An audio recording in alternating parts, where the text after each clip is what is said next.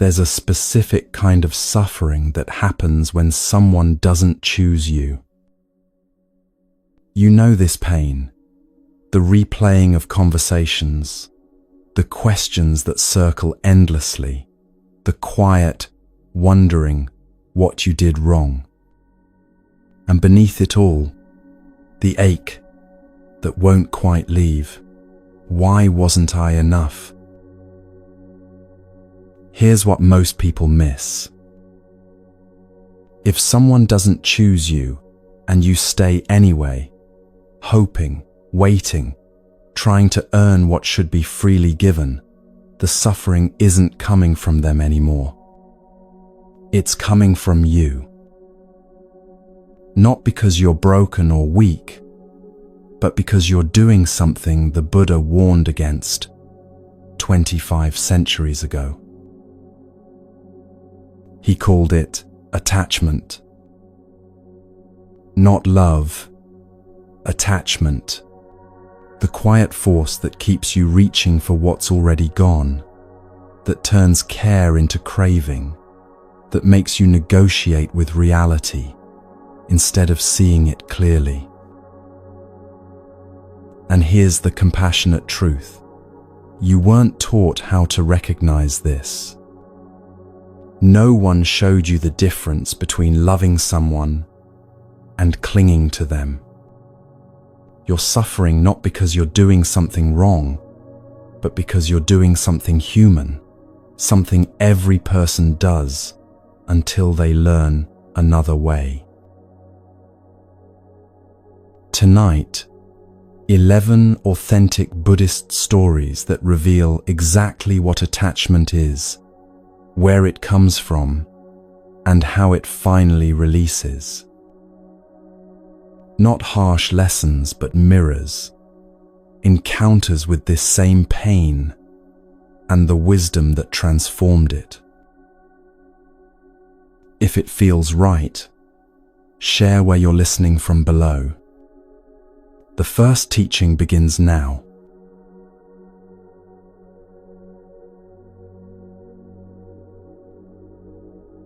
When someone doesn't choose you, your mind does something automatic. It starts searching. You replay the last conversation, looking for the moment things shifted. You analyze text messages for hidden meanings. You wonder if you said too much or not enough, if you were too available or not present enough, if you gave too much or held back too long. The questions multiply faster than you can answer them, and beneath every question sits one deeper ache. What's wrong with me? This isn't overthinking. This is suffering, trying to understand itself. And here's what makes it so exhausting. You're not just hurting from their absence. You're hurting from the story your mind is building about what their absence means. 25 centuries ago, a monk named Vakali understood this suffering in a way that might surprise you. Vakali wasn't rejected by a romantic partner. He wasn't passed over for a position or abandoned by a friend. Vakali's attachment was to someone who actually cared for him deeply, the Buddha himself. Vakali had become a monk for one reason. He found the Buddha's physical presence so compelling that he couldn't bear to be away from it. The way the Buddha moved, the calm in his face, the grace in his gestures, Vakali was transfixed. He would position himself where he could watch the Buddha throughout the day. He memorized every detail of the Buddha's appearance. His entire practice became about proximity to this one person. The other monks noticed. They saw how Vakali barely meditated. rarely studied, hardly engaged with the teachings. He was physically present in the monastery, but mentally consumed with watching, waiting, making sure he could see the Buddha as much as possible. Then something shifted. The Buddha began spending more time in solitude, teaching smaller groups, traveling to remote areas. Vakali's access to him diminished. And as it did, Vakali became ill. Not with a disease you could diagnose. His body grew weak from an ache that had no physical source. He couldn't eat, couldn't sleep, couldn't find peace anywhere. The monastery's physicians examined him and found nothing wrong, yet Vakali continued to deteriorate. He withdrew to a small dwelling on Vulture Peak, too sick to function, too consumed with longing to recover. When word reached the Buddha that Vakali was dying, he went to see him. Imagine that moment. Vakali, wasted from months of suffering, suddenly seeing the person he'd been craving standing in his doorway. The relief must have been overwhelming. Finally, after all that absence, here was the presence he needed. But what the Buddha said next changed everything Vakali understood about his suffering. Vakali, what is there to see in this foul body? The Buddha's voice was gentle but direct. This body is subject to decay, to death, to dissolution. Why do you waste your energy clinging to it?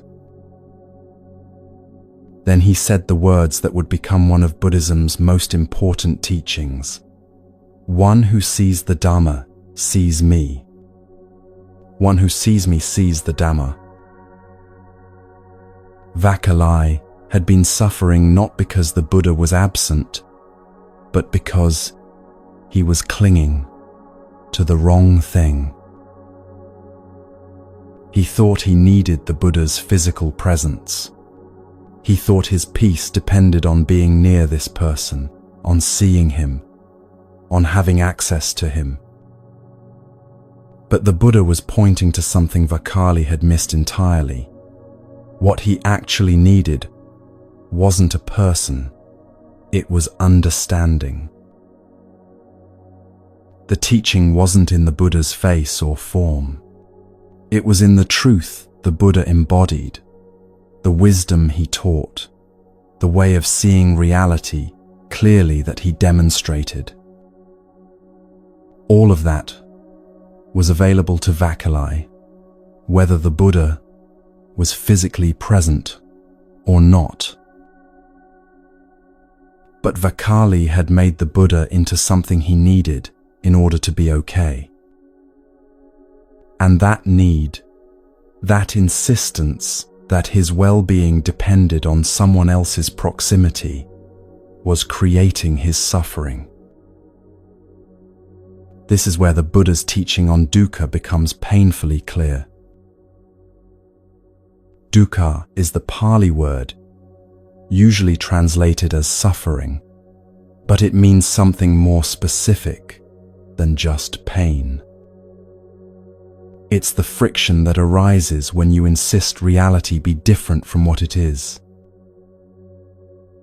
When someone doesn't choose you, there's pain. That's natural. Loss hurts. Rejection stings. Loneliness aches. These are unavoidable parts of being human, of caring about connection in a world where nothing stays the same.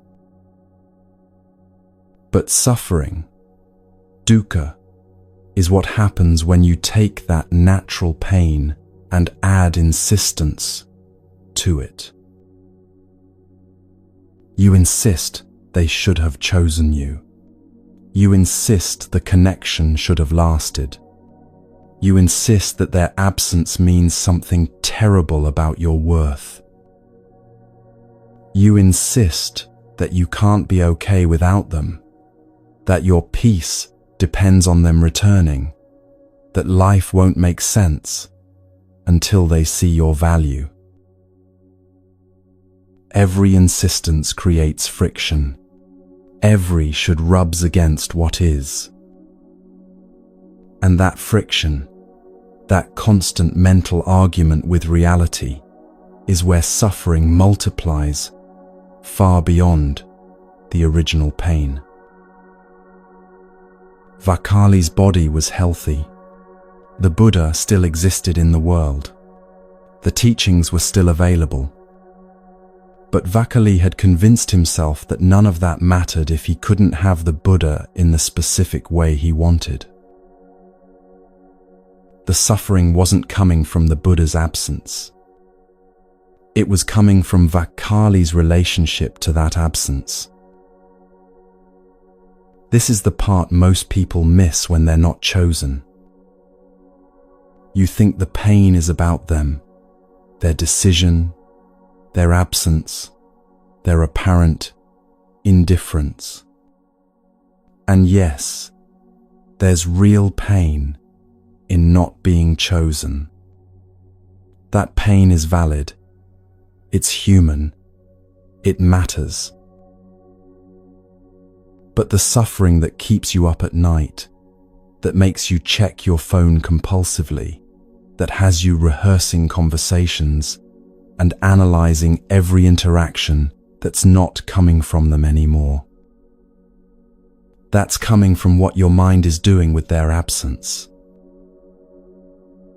Your mind is doing what Vakali's mind did. It's taking a person and turning them into a condition for your peace. It's insisting that you can't be okay without them choosing you.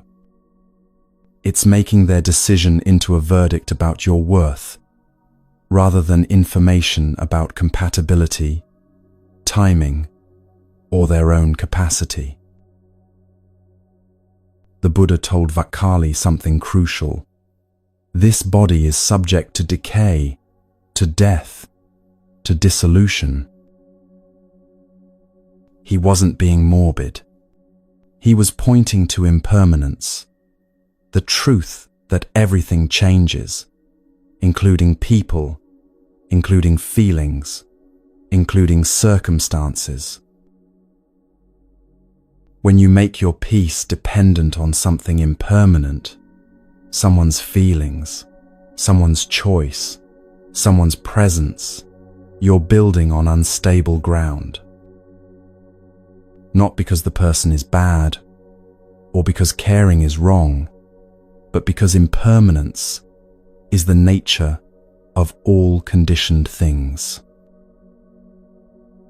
People change their minds, feelings shift, circumstances evolve. What felt certain becomes uncertain. What felt permanent reveals itself as temporary. None of this is personal. None of this is punishment.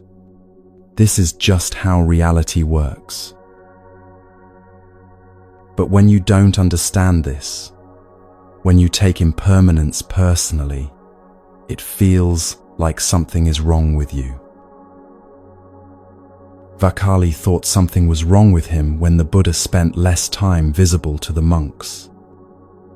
He didn't understand that the Buddha was simply doing what the Buddha needed to do, teaching, practicing, responding to circumstances as they arose. The Buddha's schedule had nothing to do with Vakali's worth, but Vakali had made it about his worth. He'd made the Buddha's presence into proof that he mattered, and the Buddha's absence into evidence that he didn't.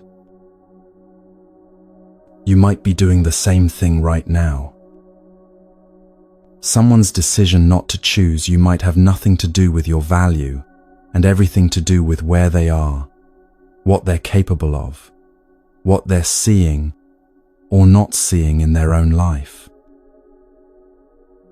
But your mind takes their decision and turns it into a story about what's wrong with you. The Buddha's response to Vakali wasn't to convince him that he was worthy of being watched. It wasn't to spend more time with him or validate his need for proximity. The Buddha's response was to point Vakali toward a different relationship with presence and absence altogether. One who sees the Dharma sees me. What the Buddha was offering wasn't more access to his physical form. He was offering something that couldn't be taken away by distance or time, or changing circumstances. He was offering understanding. Understanding doesn't require someone else's cooperation. Understanding doesn't disappear when someone walks away. Understanding doesn't depend on being chosen, validated, or confirmed by another person. Understanding is what remains when everything else becomes impermanent. And what Vakali needed to understand was simple but profound. His suffering wasn't being created by the Buddha's absence. His suffering was being created by his insistence that the Buddha's presence was necessary for his peace. The moment Vakali heard those words, "One who sees the Dhamma sees me," something shifted.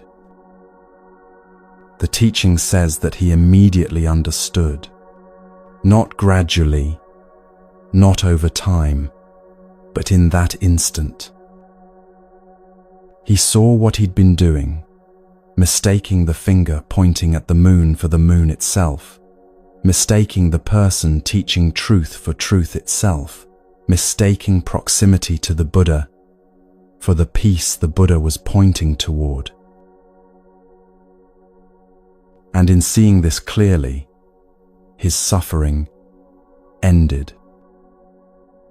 Not because the Buddha promised to be more available, not because Vakali's circumstances changed, but because Vakali stopped arguing with reality. He stopped insisting that his peace required the Buddha's physical presence. He stopped making the Buddha responsible for his inner state. He stopped demanding that impermanent things remain permanent. This is what the Buddha meant by the first noble truth, the truth of suffering's existence. Suffering exists not because life is unfair, or because people are cruel, or because you're not good enough to be chosen. Suffering exists because human beings have a tendency to cling to what's impermanent, to demand that changing things stay fixed, to make their peace conditional on circumstances they can't control. When someone doesn't choose you, the pain of that is real. You don't need to deny it or transcend it or spiritually bypass it.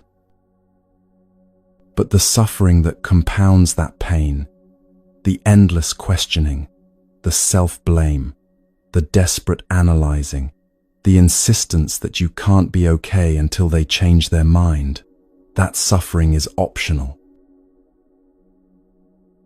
Not easy to release, but optional.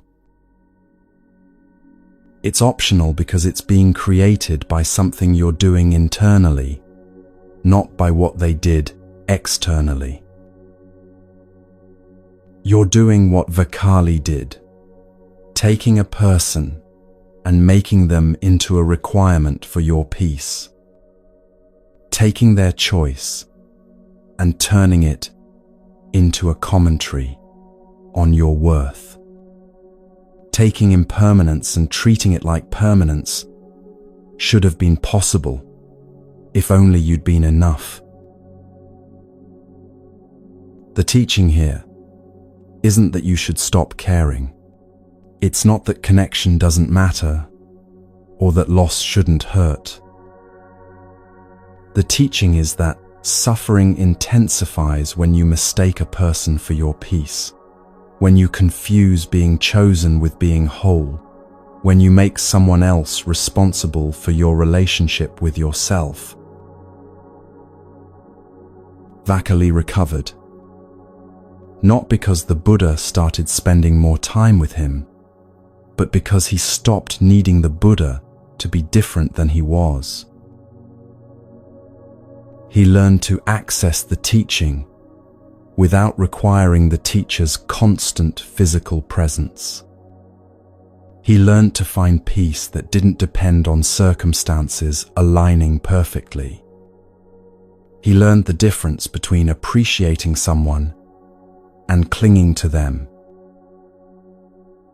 And in learning that difference, he discovered something unexpected: freedom. Not freedom from caring about the Buddha, but freedom from suffering over the Buddha's absence. Not freedom from wanting connection, but freedom from making connection a condition for inner peace. This is where the path begins, not in being chosen, but in understanding why not being chosen creates the specific suffering you're experiencing. Because once you understand the mechanics of your suffering, once you see what your mind is actually doing, that creates this friction, you have a choice you didn't have before. You can keep insisting reality be different, or you can start learning to meet reality as it is. One path leads to more suffering. The other leads somewhere unexpected. But first, you need to understand what attachment actually is and why the Buddha warned against it so strongly.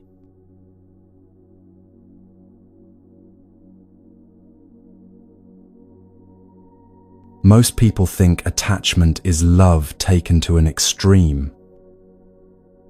They think, I love this person so much that I've become attached. I care so deeply that I can't let go. My feelings are so strong that I'm suffering when they're not here. But Buddhism makes a distinction that changes everything. Attachment isn't love grown too large. Attachment is something else entirely. Something that often disguises itself as love, but operates by completely different principles. The Buddha had a half-brother named Nanda, who learned this distinction in a way he never expected. Nanda was engaged to be married to a woman named Janapada Kalyani, who was considered the most beautiful woman in the region. Nanda was deeply in love with her, or so he thought. When the Buddha returned to his home kingdom after his enlightenment, Nanda felt pulled to become a monk. Not from genuine spiritual calling, but from family pressure and social expectation. The Buddha was his half-brother, after all, and there was honor in following him.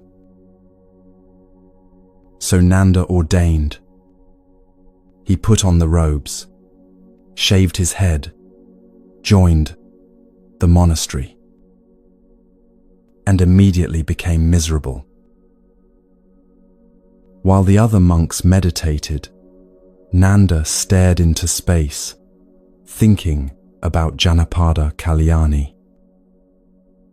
While they studied the teachings, he replayed memories of her voice, her smile, the way she moved.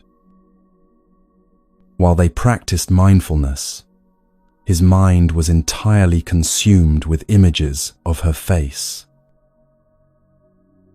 He couldn't eat properly because longing sat heavy in his stomach. He couldn't sleep because desire kept him awake at night. He couldn't focus on anything except the aching absence of the woman he'd left behind. The other monks noticed. They saw him performing his duties mechanically, while his mind was clearly elsewhere. They heard him sigh at random moments throughout the day. They watched him grow thin and withdrawn, going through the motions of monastic life while suffering intensely inside. One day, Nanda made a decision.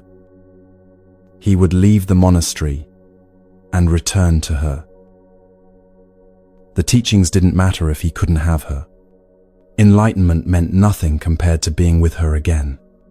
He'd tried the spiritual path and found it empty because it didn't contain the one thing he needed, her presence. He was packing his belongings when the Buddha appeared at his door.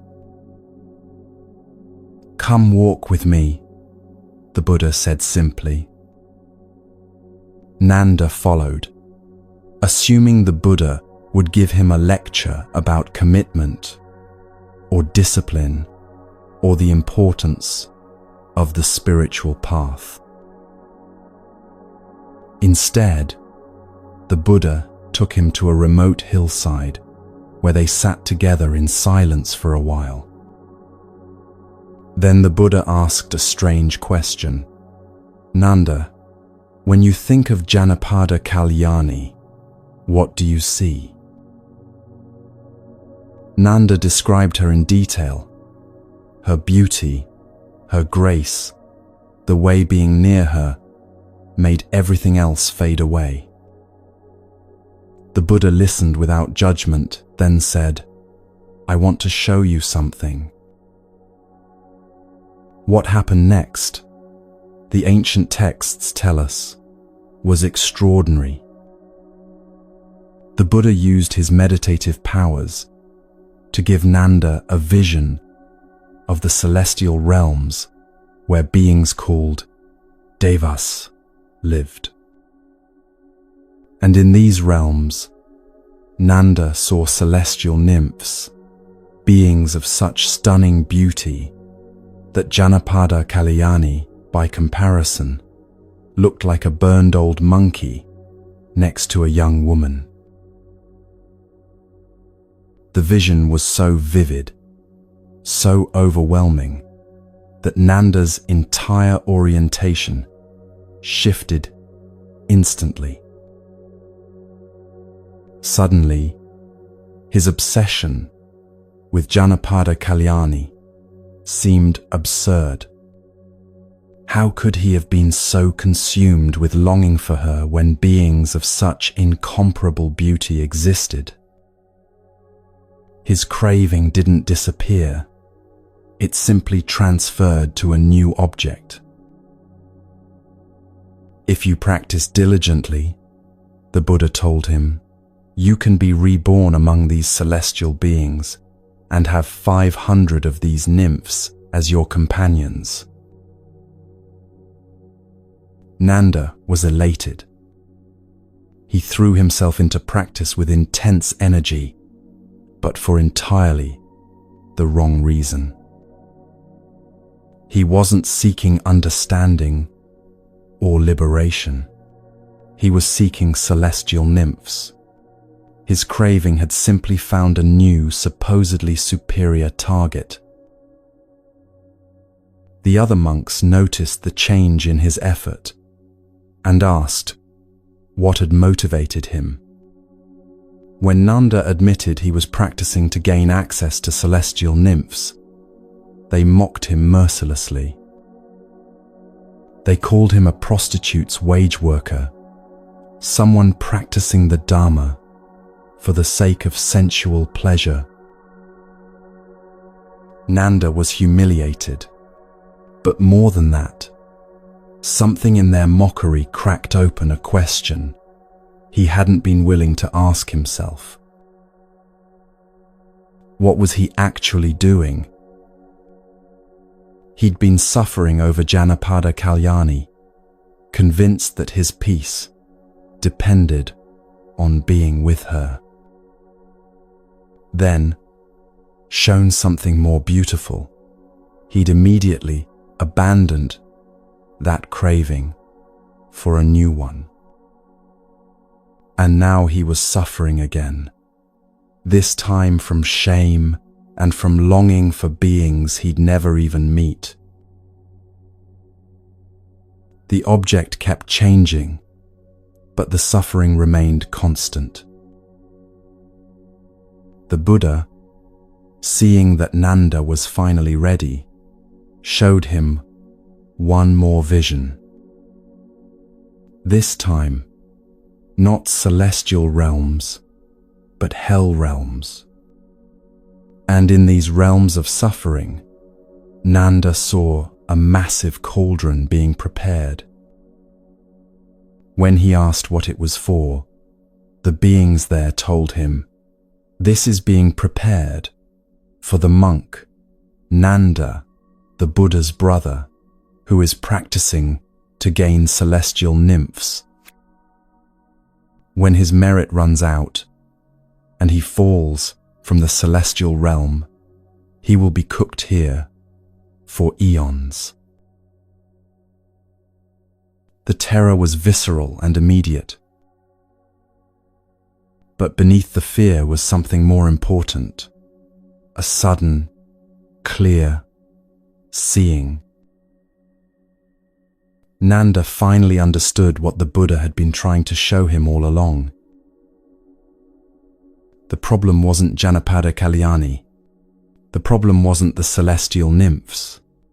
The problem wasn't even the hell realms threatening him. The problem was craving itself. Tanha, in Pali, the relentless thirst that kept demanding reality be different, that kept insisting happiness lived somewhere other than here, that kept making peace conditional on obtaining or avoiding something. Whether he craved his former fiancée, or celestial beings, or escape from hell, didn't matter. Craving, in any form, created the same result: suffering. This is what the Buddha meant when he taught the second noble truth. The origin of suffering is craving. Not desire itself, but a specific kind of desire, the kind that says, "I cannot be at peace without this," or "I cannot tolerate that." Craving has three forms, the Buddha taught. There's craving for sensual pleasure, the kind Nanda felt for Janapada Kalyani, and then for the celestial nymphs. There's craving for existence, the desperate need to be someone, to matter, to be seen and chosen and validated. And there's craving for non-existence, the wish to escape, to disappear, to not have to feel what you're feeling. All three operate the same way. They turn your peace into a transaction. They say, you can only be okay if you get this thing, or if you become this person, or if this situation finally ends. And because reality is impermanent and uncontrollable, that transaction sets you up for endless suffering. When someone doesn't choose you, craving disguises itself as reasonable thinking. It sounds like, of course, I'm suffering. They didn't choose me. Anyone would feel this way. This is a natural response to loss. And yes, pain is natural. Disappointment is human. Sadness is a valid response to not getting what you wanted. But craving adds something extra. It adds the insistence that you cannot possibly be okay without being chosen. It adds the conviction that your worth is determined by their decision. It adds the belief that peace is impossible until they change their mind, or until you find someone else, or until enough time passes that you finally stop caring. Craving takes a moment of pain and turns it into an identity. You become the person who wasn't chosen instead of a person experiencing the pain of not being chosen right now. You make their decision into evidence about your fundamental value instead of information about this particular situation at this particular time. And once you've done that, you're trapped. Because now you're not just dealing with the original pain, you're dealing with all the mental proliferation that craving creates. The endless analysis, the self-blame, the comparison to others who were chosen, the desperate strategizing about how to become more acceptable, the bitter narrative about how you always end up in this position. This is what Nanda finally saw. His suffering over Janapada Kalyani wasn't because she was uniquely special, or because their connection was so profound that living without it was impossible. His suffering was because he'd made his peace conditional on having her, and when that condition couldn't be met, his mind created elaborate justifications for why he should continue suffering. When the Buddha showed him the celestial nymphs, Nanda's craving immediately transferred. He didn't need time to process or grieve or work through his feelings for Janapada Kalyani. The moment a more attractive option appeared, his supposed deep love vanished and reformed around a new object. This revealed something crucial. His attachment wasn't about Janapada Kalyani at all. It was about the craving itself, looking for somewhere to land.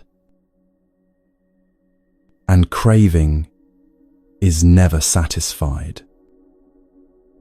Even if Nanda had married Janapada Kalyani, the craving wouldn't have ended. It would have found new forms, craving for her to be different, craving for the relationship to feel like it did in the beginning, craving for the anxiety about losing her to finally quiet down.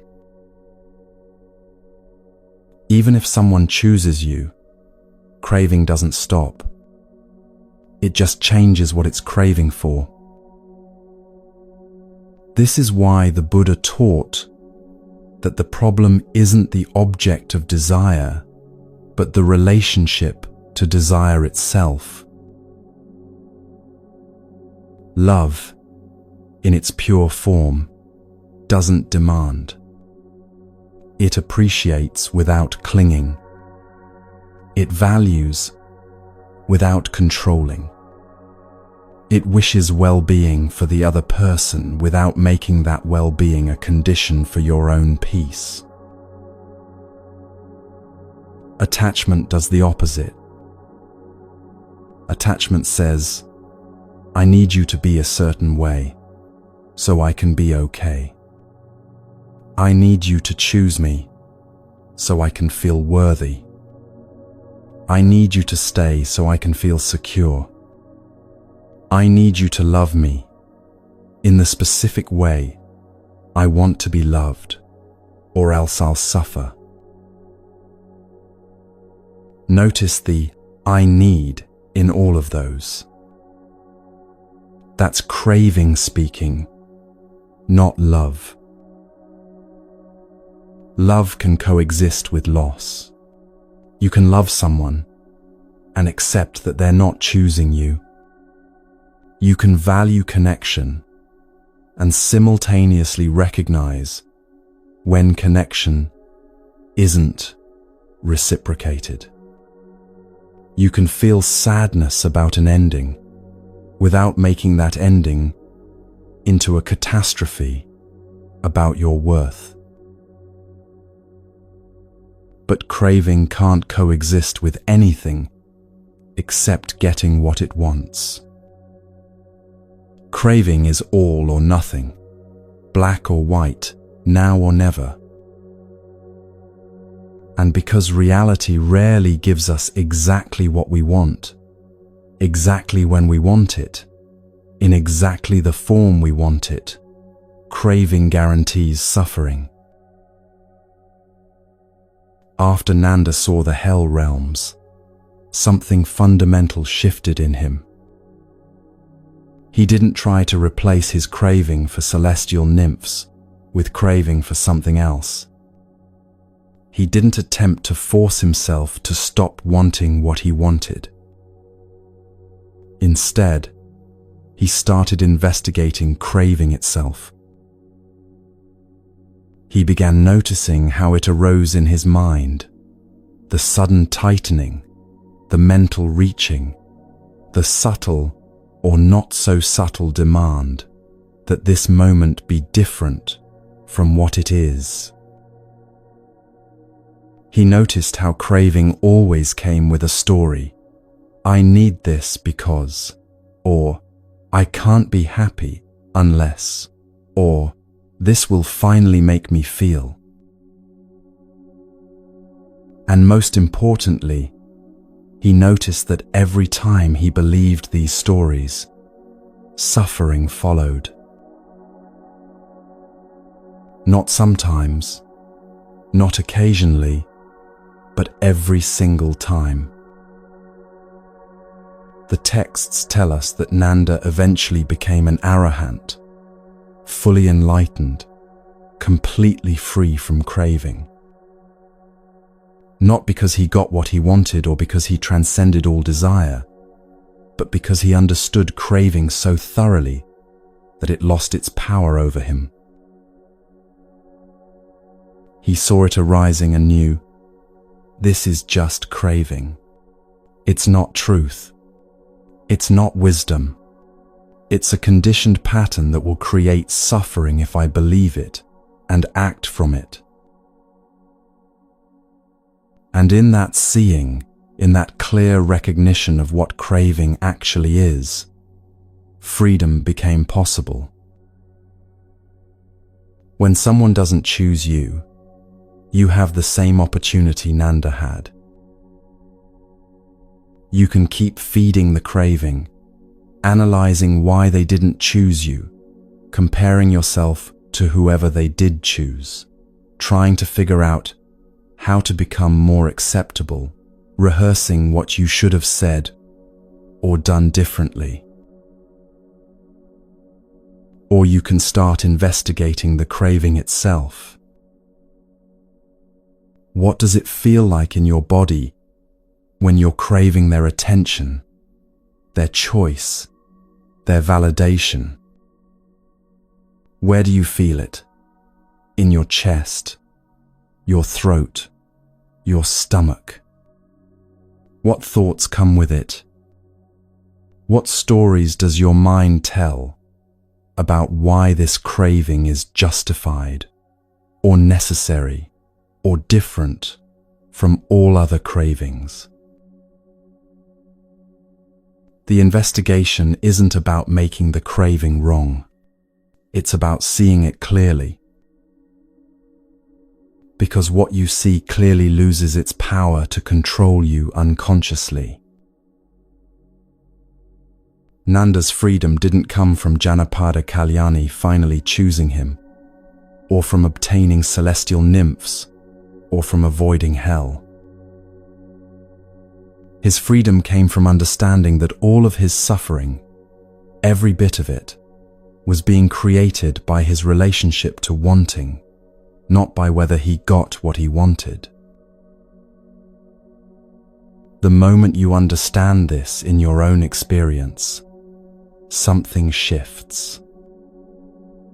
Not immediately, not dramatically, but definitely.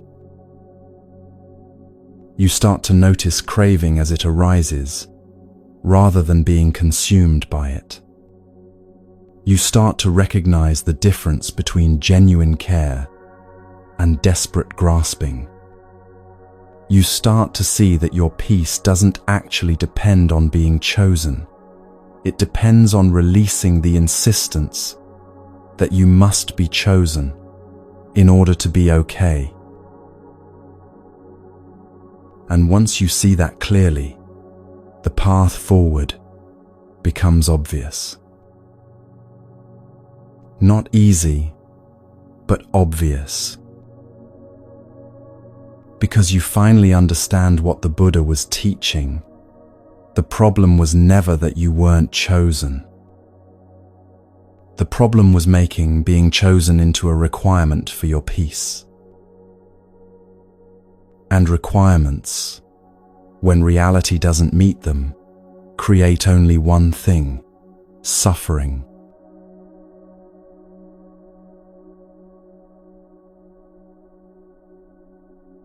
Shortly after his enlightenment, the Buddha was traveling with a group of former fire worshippers who had become his students.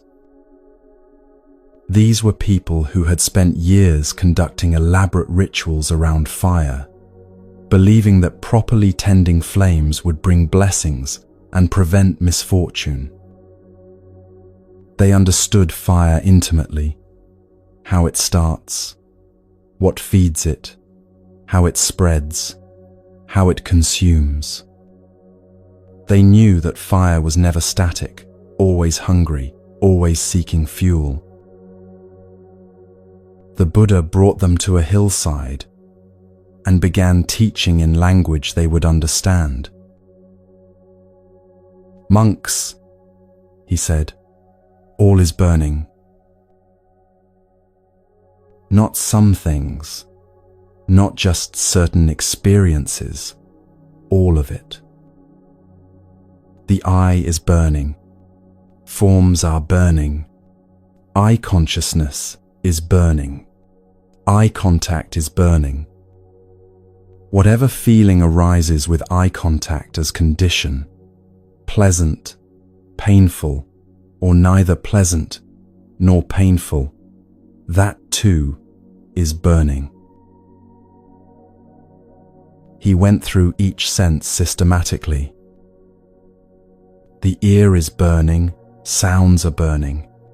The nose is burning. The tongue is burning. Tastes are burning. The body is burning. Tactile objects are burning. The mind is burning. Thoughts are burning. Everything you experience through your senses, everything you think about, everything you feel, all of it burning. The monks must have felt the weight of this teaching settling over them. They had spent years trying to control external fires, conducting rituals to appease flame, believing that if they just performed the ceremonies correctly, they could prevent burning. Now the Buddha was telling them that the real fire wasn't outside. It was internal, continuous, burning through every moment of experience. Then he asked the question that makes this teaching cut to the core.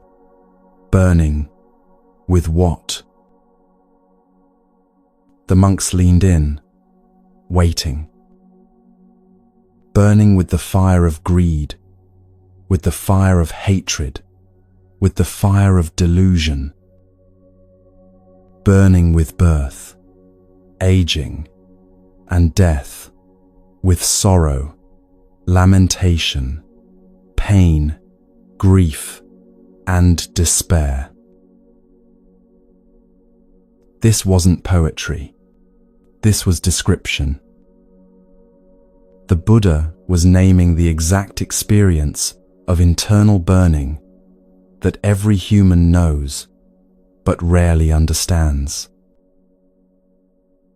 And if you've ever chased someone who doesn't choose you, you know exactly what this burning feels like. Your chest burns with longing every time you think about them. Your mind burns with obsessive thinking, analyzing every interaction, every word, every silence. Your body burns with anxiety when you see they've read your message but haven't responded. There's a specific exhaustion that comes from this kind of chasing. Not the physical tiredness of running after something, but the deeper depletion of constantly reaching for what moves away, constantly hoping for what doesn't come, constantly offering yourself to someone who isn't receiving. You check your phone even though you know there won't be a message. You replay conversations looking for signs you might have missed. You adjust your behavior, your appearance, your availability, hoping that if you just get the formula right, they'll finally choose you. And beneath all of this activity is a question that burns. What do I need to do to make them see me? The Buddha's fire sermon reveals something crucial about what's actually happening when you chase. This burning isn't coming from the other person. They're not setting you on fire. You're burning from the inside, from 3 specific fires the Buddha named. The first fire is greed, the grasping, demanding quality of wanting. When you chase someone who doesn't choose you, the greed is obvious. You want them, you crave their attention, you desire their choice. This wanting feels natural, even justified. Of course you want them. They matter to you. You feel connection. You see potential. But greed in the Buddhist sense isn't just wanting. It's the insistence that you must have what you want, the refusal to accept reality when reality says no. You can want something and simultaneously accept that you don't have it.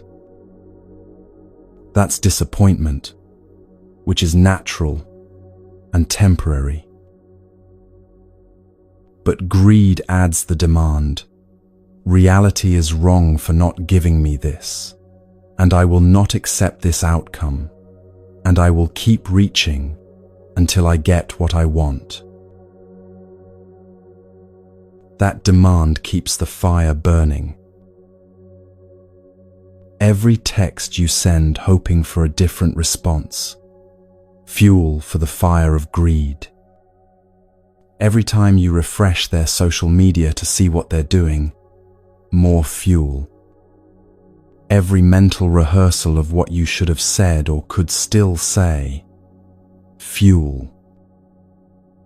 Every attempt to become more attractive, more interesting, more available, fuel. the fire grows hotter with each addition. You might notice this in your body, the tightness in your chest when you think about them, the restlessness that makes it hard to focus on anything else, the way your heart races when their name appears on your screen. This physical burning is the manifestation of greed working through your system. It's not metaphorical. Your nervous system is actually activated. Your stress hormones are elevated. Your body is in a state of constant reaching. The second fire is hatred, but not in the way you might expect. You might not think you hate the person who doesn't choose you. In fact, you probably believe you care about them deeply. But hatred in Buddhist terms isn't just anger or rage. It's aversion, the pushing away of what is. When you chase someone who doesn't choose you, you're in a constant state of aversion to reality. You're rejecting what's actually happening and insisting it should be different. This rejection burns. It creates a constant friction between what is and what you demand should be. And that friction, that refusal to accept reality as it presents itself, feeds the fire continuously. You can feel this friction in the way your mind argues with itself. One part says, "They're not interested," and another part immediately counters, "But maybe they're just busy," or "Maybe they're afraid," or "Maybe I just need to try one more time."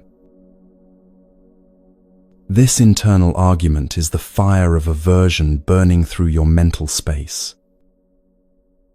It consumes enormous energy because you're fighting with reality moment by moment, refusing to let things be as they are. Sometimes the aversion turns toward yourself. You hate that you can't let go, hate that you're still thinking about them, hate that you're behaving in ways that feel desperate or undignified. That self-directed aversion is also fuel for the fire. Every time you criticize yourself for still caring, every time you judge yourself for not being over it yet, you're adding another log to the blaze. The third fire is delusion, and this might be the most important of all. Delusion here doesn't mean you're stupid or out of touch with reality.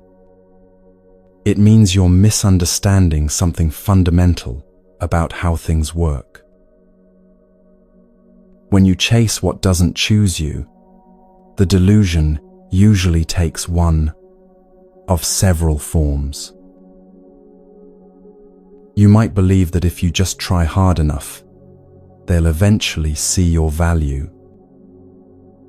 This is delusion about control, the belief that your effort can override someone else's lack of interest. You might believe that being chosen by them will solve something essential about your life. This is delusion about where peace comes from, the belief that external validation creates internal stability.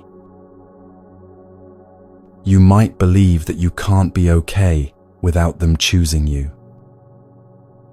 This is delusion about your own wholeness, the belief that another person's decision determines your fundamental worth or capacity for peace. All of these delusions feed the fire because they keep you engaged with a false narrative about what's happening and what's possible. delusion is particularly insidious because it sounds so reasonable. Your mind constructs elaborate justifications for why this situation is different, why your efforts will eventually pay off, why waiting just a little longer makes sense. But underneath all the reasonable-sounding thoughts is a fundamental misunderstanding. You believe you can make someone choose you through force of will, or depth of feeling, or strategic behavior. You can't. You never could. And every moment you believe you can is a moment you're feeding the fire of delusion. The monks listening to the fire sermon understood something crucial from their years of working with actual fire. They knew that you don't need to destroy fire or fight against it. You simply stop feeding it, and it takes care of itself. Fire needs fuel to burn. Without fuel, fire goes out naturally, not because you forced it out or smothered it, but because nothing remains to feed it. When you chase what doesn't choose you, you are the one adding fuel. You're not just passively experiencing the burning, you're actively maintaining it. This is where the Buddha's teaching becomes profoundly empowering. Because if you're the one feeding the fire, you're also the one who can stop. This is the Buddha's teaching on cessation, the third noble truth. Suffering doesn't end because you achieve some special state or transcend your humanity or convince yourself not to care. Suffering ends when you stop creating it. And you stop creating it by stopping the craving and grasping that fuel it. The Buddha's teaching on fire is radical because it shows you where your power actually is. You can't control whether someone chooses you. You can't force interest where it doesn't exist. You can't make someone see you the way you want to be seen. But you can stop adding fuel to the fire that's burning you. This doesn't mean you force yourself to stop caring. It doesn't mean you suppress your feelings or pretend you're fine when you're not. It means you stop the specific actions, internal and external, that keep the fire raging. You stop checking if they've responded when you know they haven't. You stop analyzing what went wrong, as if analysis will change the outcome. You stop offering more of yourself, hoping they'll finally receive it. You stop telling yourself stories about how this will eventually work out if you just wait long enough. Each of these is a log you're throwing on the fire. When you stop throwing logs, the fire doesn't immediately go out. There's still heat, still burning, still pain. But without new fuel, the fire begins to consume what remains and naturally diminishes. Think about what happens when you actually stop checking your phone every 5 minutes. At first, the urge to check intensifies. This is the fire burning through the fuel that's already there. But if you don't add new fuel by giving in to the urge, the intensity gradually decreases. The same happens with replaying conversations or imagining scenarios where they change their mind. When you catch yourself doing it and simply stop, not by force, but by recognition, the activity naturally winds down. And here's the compassionate truth in this teaching. You're not burning because something is wrong with you. You're burning because you're human, and you were never taught how to relate to wanting without turning it into fuel. Nobody showed you the difference between appreciating someone and grasping for them. Nobody explained that you could feel disappointed without making disappointment into an identity. Nobody taught you that your peace doesn't actually depend on being chosen, even though it feels like it does. So you keep adding fuel, because that's what humans do when they don't understand the mechanics of their own suffering. The fire sermon ends with a simple instruction. When you see clearly that everything is burning with greed, hatred, and delusion, you become disenchanted with the senses, disenchanted with contact, disenchanted with feeling, disenchanted with craving. Disenchantment doesn't mean you become cynical or cold. It means you stop being enchanted by the fantasy that chasing will eventually lead to catching, that craving will eventually lead to satisfaction, that burning will eventually lead to peace. You see clearly, this doesn't work. This has never worked. This will never work. And in that clear seeing, something natural happens. Your hand stops reaching for the logs, not because someone forced it to stop, but because you finally understand that throwing logs on a fire makes it burn more, not less. When you stop chasing what doesn't choose you, the fire doesn't go out immediately. The burning continues for a while because there's still fuel that was already added. But you're no longer actively maintaining it.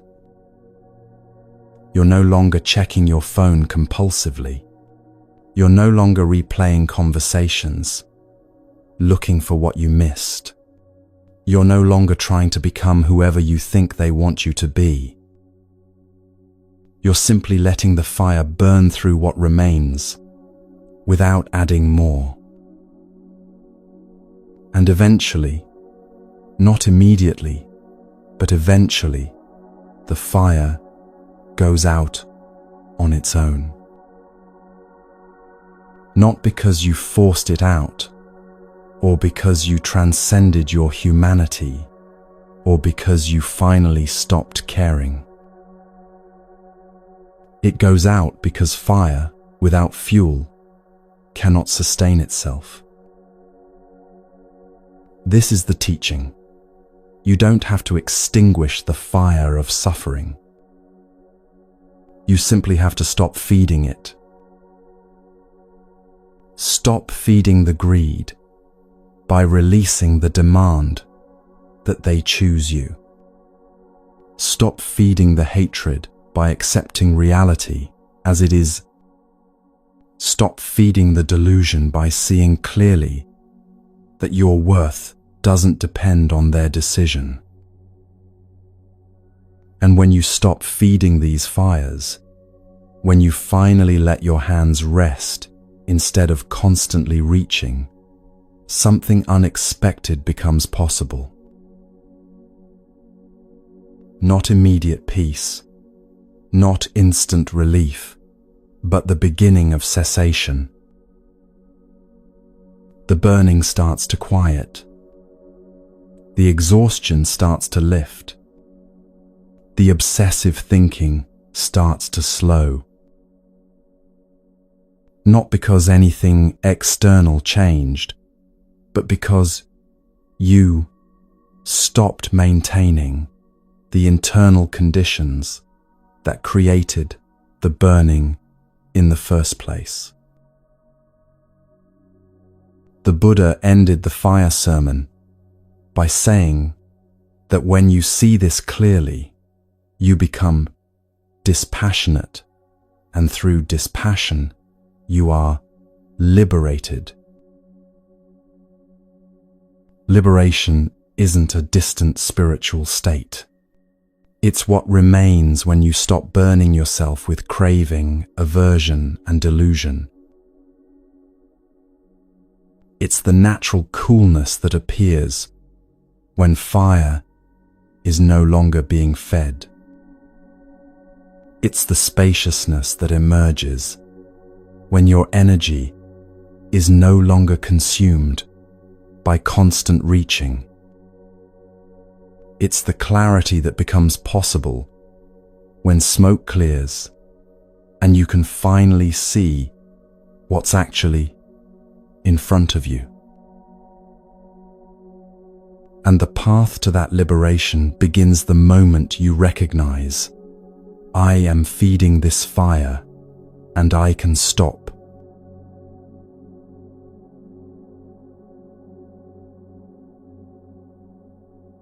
The Buddha once told a story about a time in a previous life when he was a crow. One day, this crow found a piece of meat, not a large piece, but substantial enough to matter. The crow picked it up in its beak and flew away, pleased with its discovery. But an eagle had been watching. The eagle began chasing the crow, diving and attacking, trying to steal the meat. The crow flew as fast as it could, clutching the meat tightly in its beak, refusing to let go of what it had found. The eagle pursued relentlessly. It struck the crow with its talons, tore at the crow's wings, attacked again and again. The crow's body became battered and bloodied from the assault, but still it held on to the meat. This went on for a long time, the crow desperately trying to escape while holding the meat, the eagle violently pursuing. The crow grew exhausted from the effort of flying while being attacked, from the pain of its injuries, from the terror of being hunted. Finally, the crow could hold on no longer. Not because it chose to let go, but because it was too depleted to keep grasping. The meat fell from its beak and dropped to the ground below. And the moment the meat fell, something extraordinary happened. The eagle stopped chasing. It dove down to claim the meat on the ground and flew away, no longer interested in the crow at all. The crow, now flying without the burden of the meat and without the threat of the eagle, found itself suddenly free. The attack ceased. The pursuit ended. The terror dissolved. In that moment, the crow understood something profound. The suffering hadn't been caused by the eagle.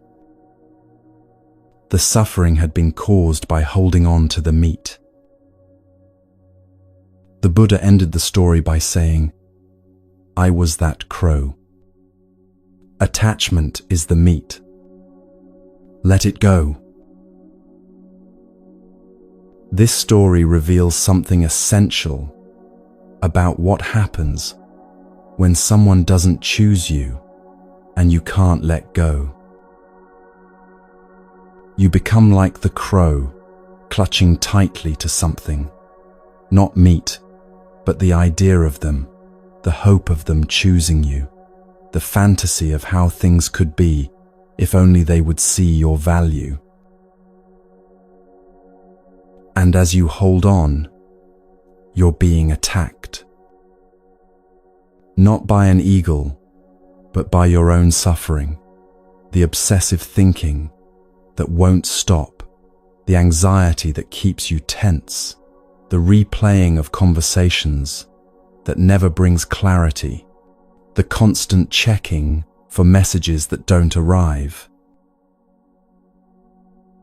The tighter you grip, the more violent the assault becomes. But you keep holding on because you believe that letting go means losing something important. You believe that if you just hold on long enough, somehow the suffering will stop and you'll get to keep what you're clutching. What the crow discovered is what the Buddha taught repeatedly. The suffering doesn't stop until you release what you're grasping. Most people misunderstand what letting go means in Buddhism. They think it means you stop caring. They think it means you become cold or indifferent or detached in a way that makes you less human. They think it means giving up on love, on connection, on the possibility of meaningful relationship. But that's not what letting go means at all. Letting go doesn't mean you stop caring about the person who didn't choose you. It means you stop making your peace conditional on them choosing you. Letting go doesn't mean you become emotionally numb. It means you stop demanding that reality be different from what it is. Letting go doesn't mean you'll never feel pain again. It means you stop creating additional suffering by arguing with the pain that's already here. The crow in the story didn't stop being a crow when it released the meat. It didn't transcend its nature or become something other than what it was. It simply stopped clutching something that was causing it to be attacked. And in that release, it found freedom, not from being a crow, but from the suffering that came from holding on. When someone doesn't choose you, there's real loss involved. You lose the possibility you imagined. You lose the future you were hoping for. You lose the connection you valued, at least in the form you wanted it to take. That loss is painful, and the pain is valid. Letting go doesn't erase that pain or make it disappear. What letting go does is stop you from adding layers of suffering on top of the pain. Think about the crow's experience. There was the meat, a real thing it had found and wanted to keep. Losing the meat involved genuine loss. The crow would go hungry, at least for a while. But the suffering, the attacks, the injuries, the exhaustion, the terror, all of that was created by holding on, not by the loss itself. When the crow released the meat, it still didn't have the meat. The loss remained, but the suffering ended. This is the distinction the Buddha kept pointing to. Pain is inevitable, but suffering is created by our relationship to pain. When you let go of someone who didn't choose you, the disappointment doesn't vanish. The sadness about what might have been doesn't disappear. The grief over the ending of possibility remains for a time. But the suffering, the constant mental torture, the obsessive analysis, the self-blame, the desperate grasping for what isn't there, that can end. It ends not when circumstances change, but when you stop clutching. Most people resist letting go because they confuse it with giving up. They think, if I let go, I'm admitting defeat. I'm saying they were right not to choose me. I'm accepting that I'm not enough. But letting go has nothing to do with your worth. The crow's worth as a crow wasn't determined by whether it kept the meat. The crow was still a crow, still capable of flight, still able to search for food, still fundamentally whole, regardless of whether it held on to that particular piece of meat. Your worth as a person isn't determined by whether someone chooses you. You're still whole, still capable of connection, still fundamentally valuable, regardless of this person's decision. Letting go is simply the recognition that holding on is causing suffering without changing the outcome. The meat had already fallen to the ground in the sense that this person has already not chosen you. The reality has already happened. Holding on doesn't change what already is. It only prolongs the attack. There's also a deep fear that if you let go, you'll lose your connection to love itself. People worry. If I stop hoping for them, if I release my attachment to them choosing me, will I become someone who can't love? Will I close my heart? Will I miss out on love in the future because I've become too guarded? Buddhism teaches the opposite. Attachment closes your heart. Letting go opens it. When you're attached, when you're like the crow desperately clutching the meat while being attacked, your entire world narrows to that one thing. You can't see anything else. You can't receive anything else. You can't experience anything else fully, because all your energy is consumed by holding on and protecting yourself from the attack that holding on creates. The moment the crow released the meat, its world opened up again. It could fly freely. It could see the sky, feel the wind, notice other possibilities for food. It could return to being a crow living in the world, instead of a crow trapped in desperate clutching. When you let go of someone who didn't choose you, something similar happens. Your attention, which has been completely consumed by one person and one outcome, begins to expand again. You start noticing your own life, the friendships you've been neglecting, the activities that used to bring you joy. the moments of beauty that have been happening around you while you were trapped in obsessive thinking. You become available for connection again, not necessarily romantic connection, though that may come, but connection to yourself, to others, to the present moment. The Buddha taught that clinging and grasping create a contracted state. When you clench your fist tightly around something, your whole body tenses.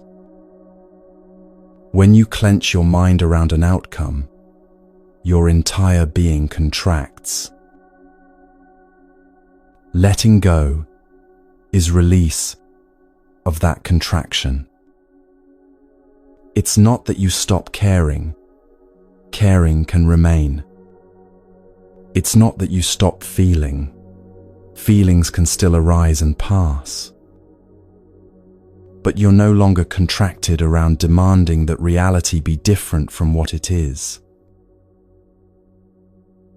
There's a practice in Buddhism called non-clinging, and it's different from detachment in the way most people understand detachment.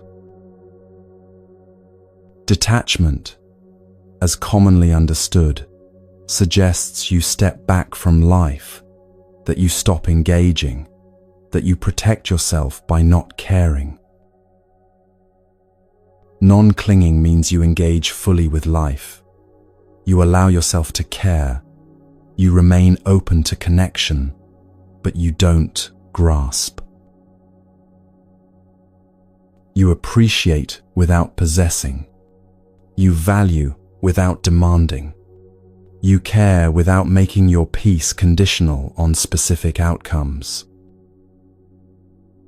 Think again of the crow. After releasing the meat and escaping the eagle, the crow didn't stop eating. It didn't decide that searching for food was too risky, or that wanting nourishment was the problem.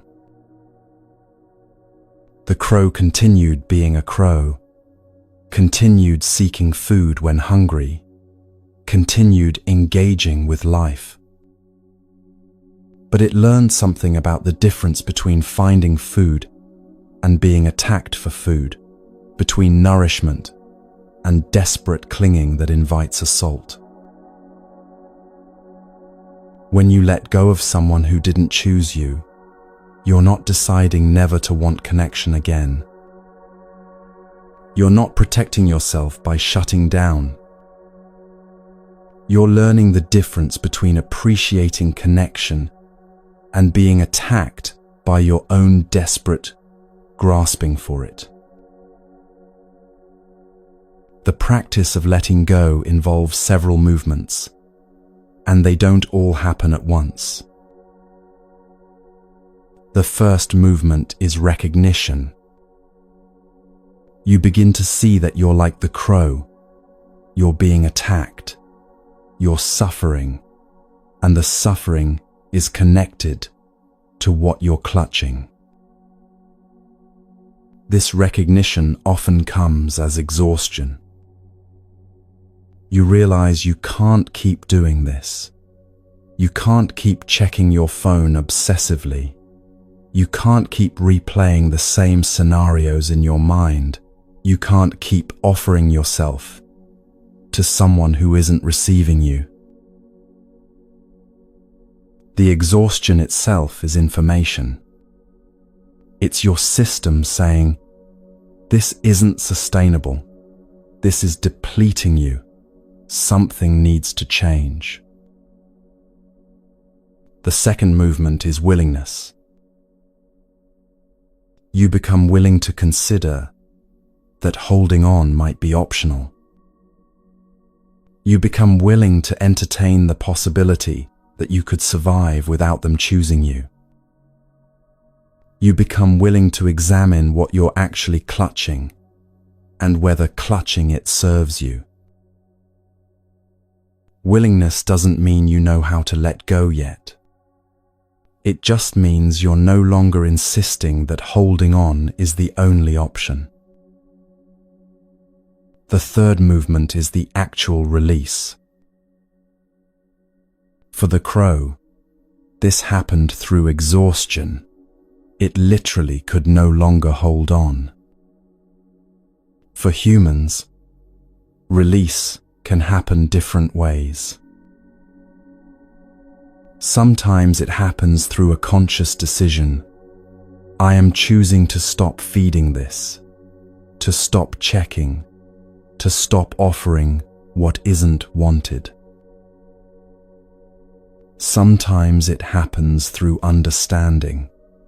You see so clearly that holding on creates suffering, that your hand naturally opens, not through force, but through wisdom.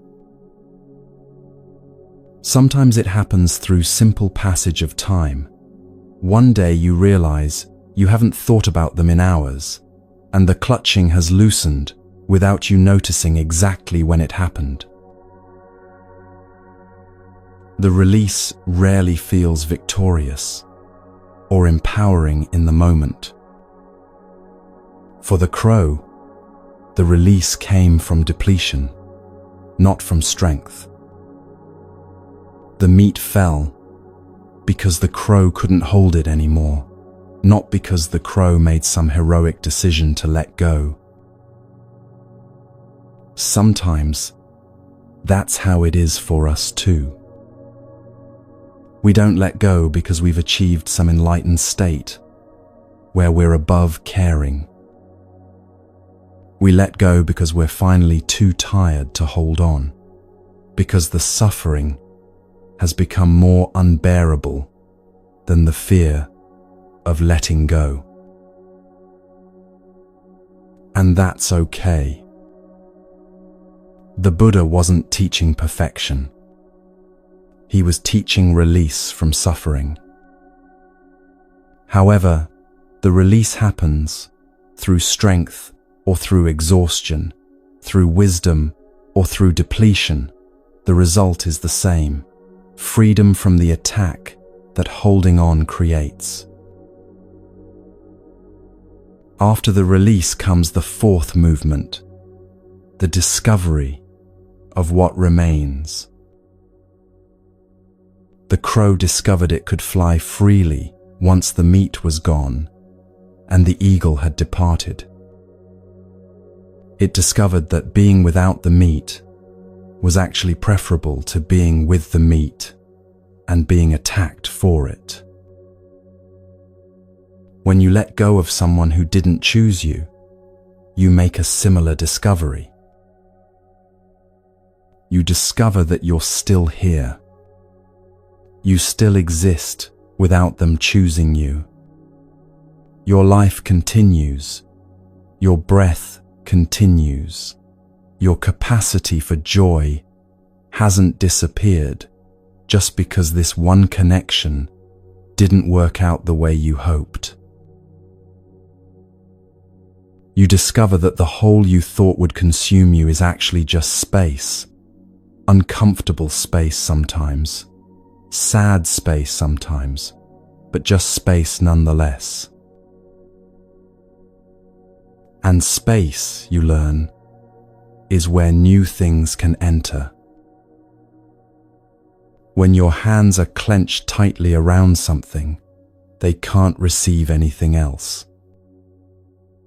When they open, when they release, they become available again. This doesn't mean you immediately find someone else, or that you stop caring about the person who didn't choose you.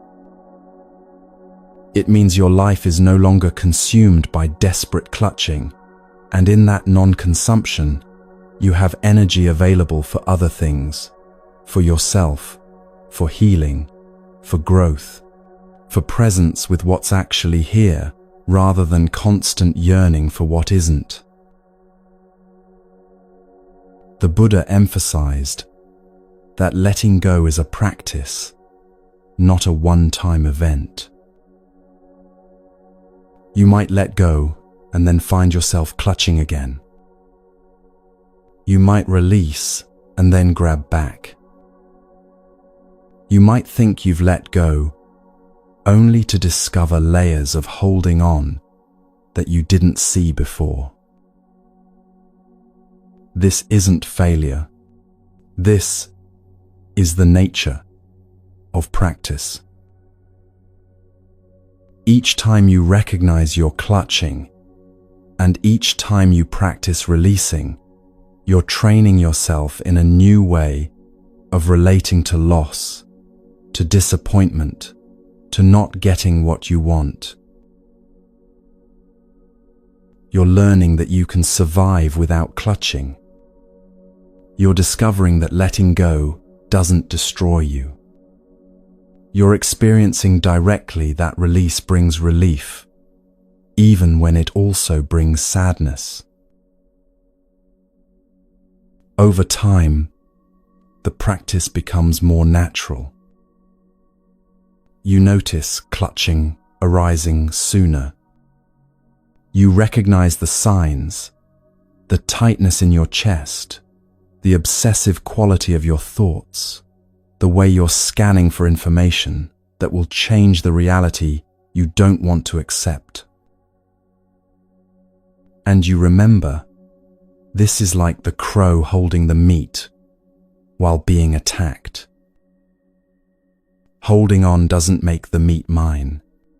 It just means I keep getting hurt. The Buddha's teaching on letting go isn't about transcending human feeling or becoming invulnerable to pain. It's about understanding the mechanics of suffering clearly enough that you stop creating unnecessary suffering on top of inevitable pain. The crow didn't stop being a creature that needs food. It didn't transcend hunger or become beyond the need for nourishment. But it learned that being attacked while trying to keep food is worse than letting food go and finding peace. You don't stop being someone who wants connection and love. You don't transcend the human need for belonging and being chosen. But you learn that being attacked by your own desperate grasping is worse than letting go and finding peace. And once you learn this, once you experience directly that release brings relief, even when it brings loss, you have a choice you didn't have before. You can continue clutching and being attacked. The meat might be gone either way, but only one of those options ends the suffering. And that ending, that release from being attacked by your own attachment, is what the Buddha meant by liberation. Not liberation from feeling, not liberation from caring, not liberation from being human. Liberation from suffering. Liberation from the attack that comes from desperate clutching. Liberation that arrives the moment you finally let go.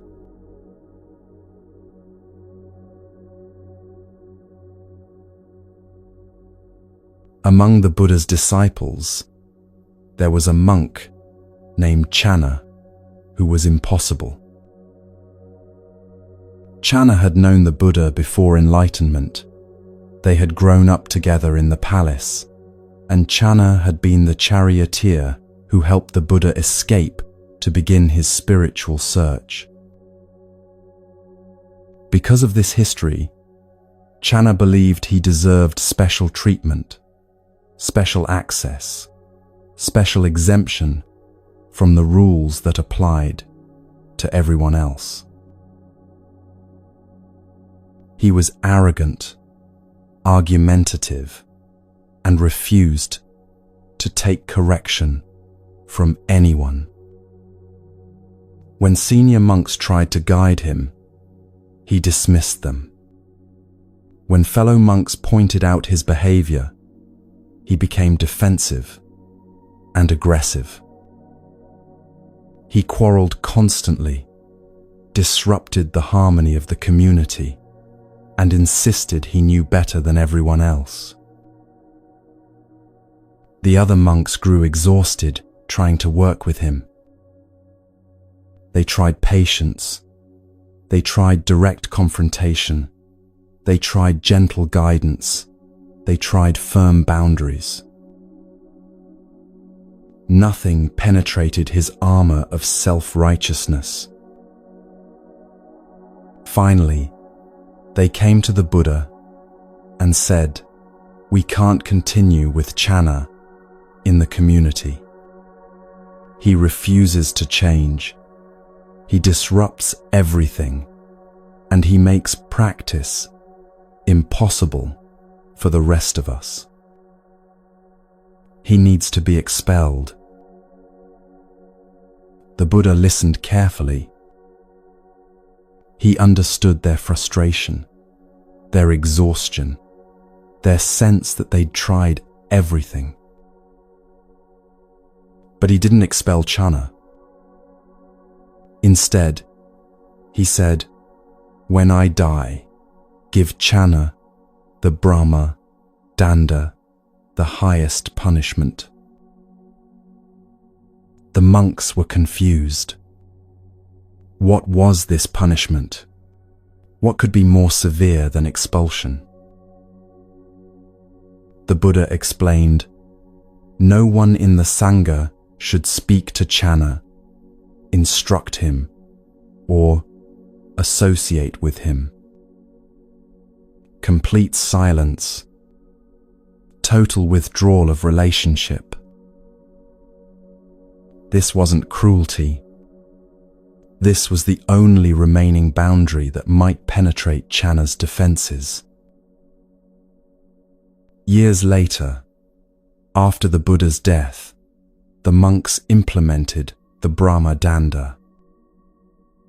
They stopped speaking to Channa, stopped responding to his provocations, stopped engaging with his arguments.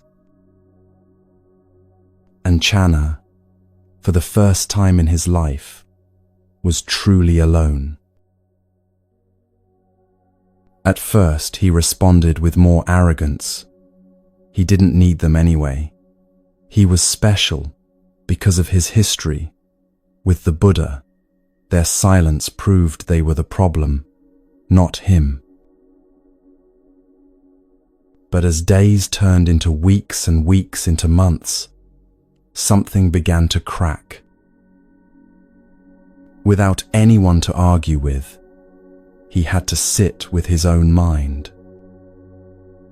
Without anyone to blame, he had to look at his own behavior. Without anyone reflecting back his specialness, he had to face his own suffering. The solitude became a mirror. And in that mirror, for the first time, Channa saw himself clearly, not the special person he'd been telling himself he was, but an arrogant, defensive, suffering human being who'd been pushing everyone away because he was afraid of being ordinary. He broke down completely.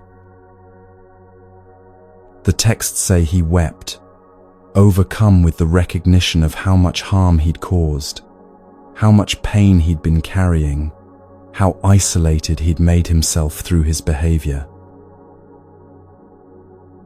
He went to the senior monk Ananda and said, "I've been impossible.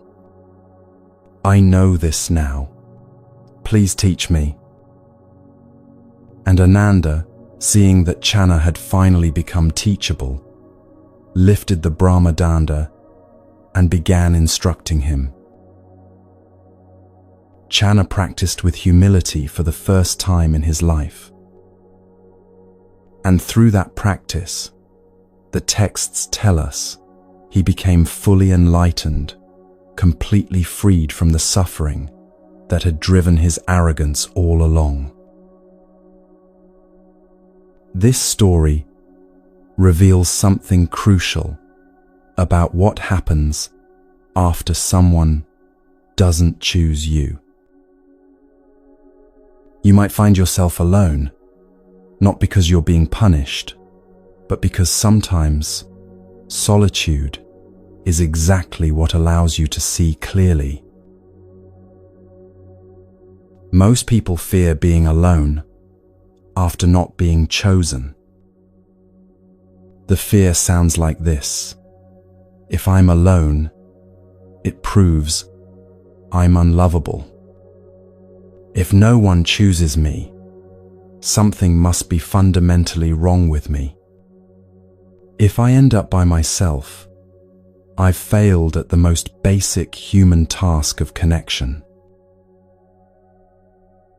But Buddhism teaches something different about solitude.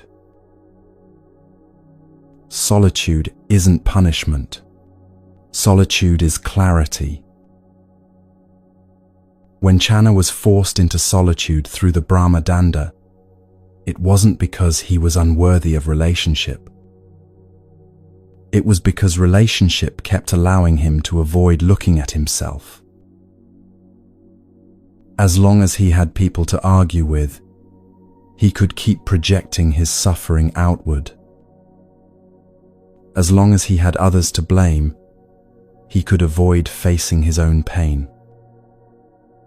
As long as he could maintain his armor of specialness through interaction, he never had to examine what that armor was protecting. The solitude removed all those distractions. When someone doesn't choose you, and you find yourself alone, something similar is happening.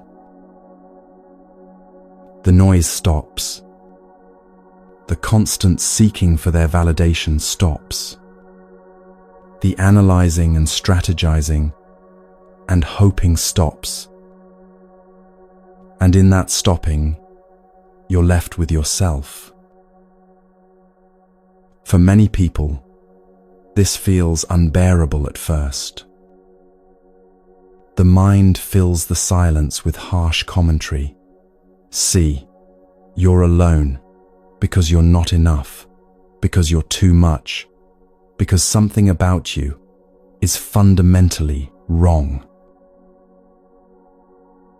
But this is where self-compassion becomes essential. Self-compassion in Buddhism isn't about convincing yourself you're special or perfect or above criticism. It's about meeting yourself with the same kindness you'd offer to anyone who's suffering. Channa's breakthrough came when he finally stopped defending himself and allowed himself to feel the pain he'd been avoiding. He stopped trying to be special and allowed himself to be ordinary, an ordinary human being who suffers, who makes mistakes, who needs guidance, who's learning. That allowance, that acceptance of his own humanity was an act of self-compassion, even though it felt like falling apart. When you're alone after not being chosen, self-compassion means you stop making your solitude mean something terrible about you. You stop the narrative that says, I'm alone because I'm unlovable. You recognize instead, I'm alone right now because this particular connection didn't align, and being alone is giving me space to heal, to see clearly, to remember who I am without constantly reaching for someone else's validation.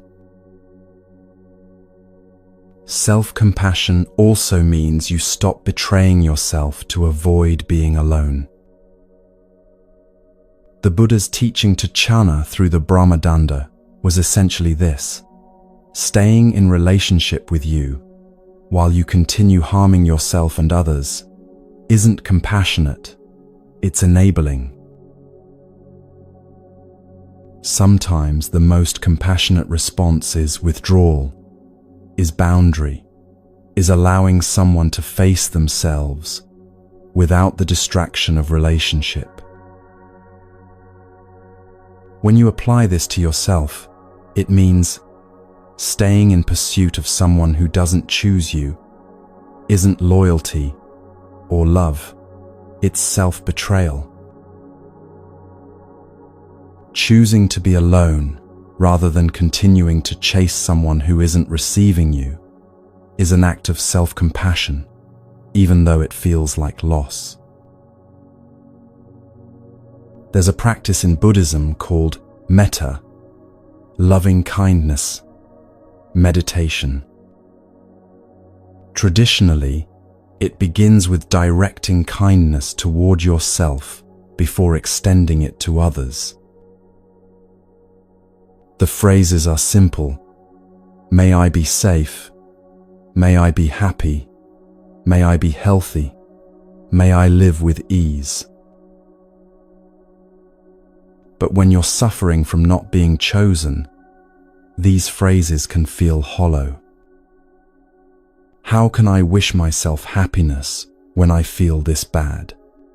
How can I wish myself ease when everything feels difficult? The practice isn't about making yourself feel better immediately. It's about continuing to offer kindness to yourself, even when you're suffering, especially when you're suffering. Channa couldn't receive kindness from others because he couldn't be kind to himself. His arrogance was armor protecting against the fundamental belief that he wasn't okay as he was. When the armor finally cracked and he saw himself clearly, with all his flaws, all his suffering, all his ordinary humanity, he could finally extend compassion to himself.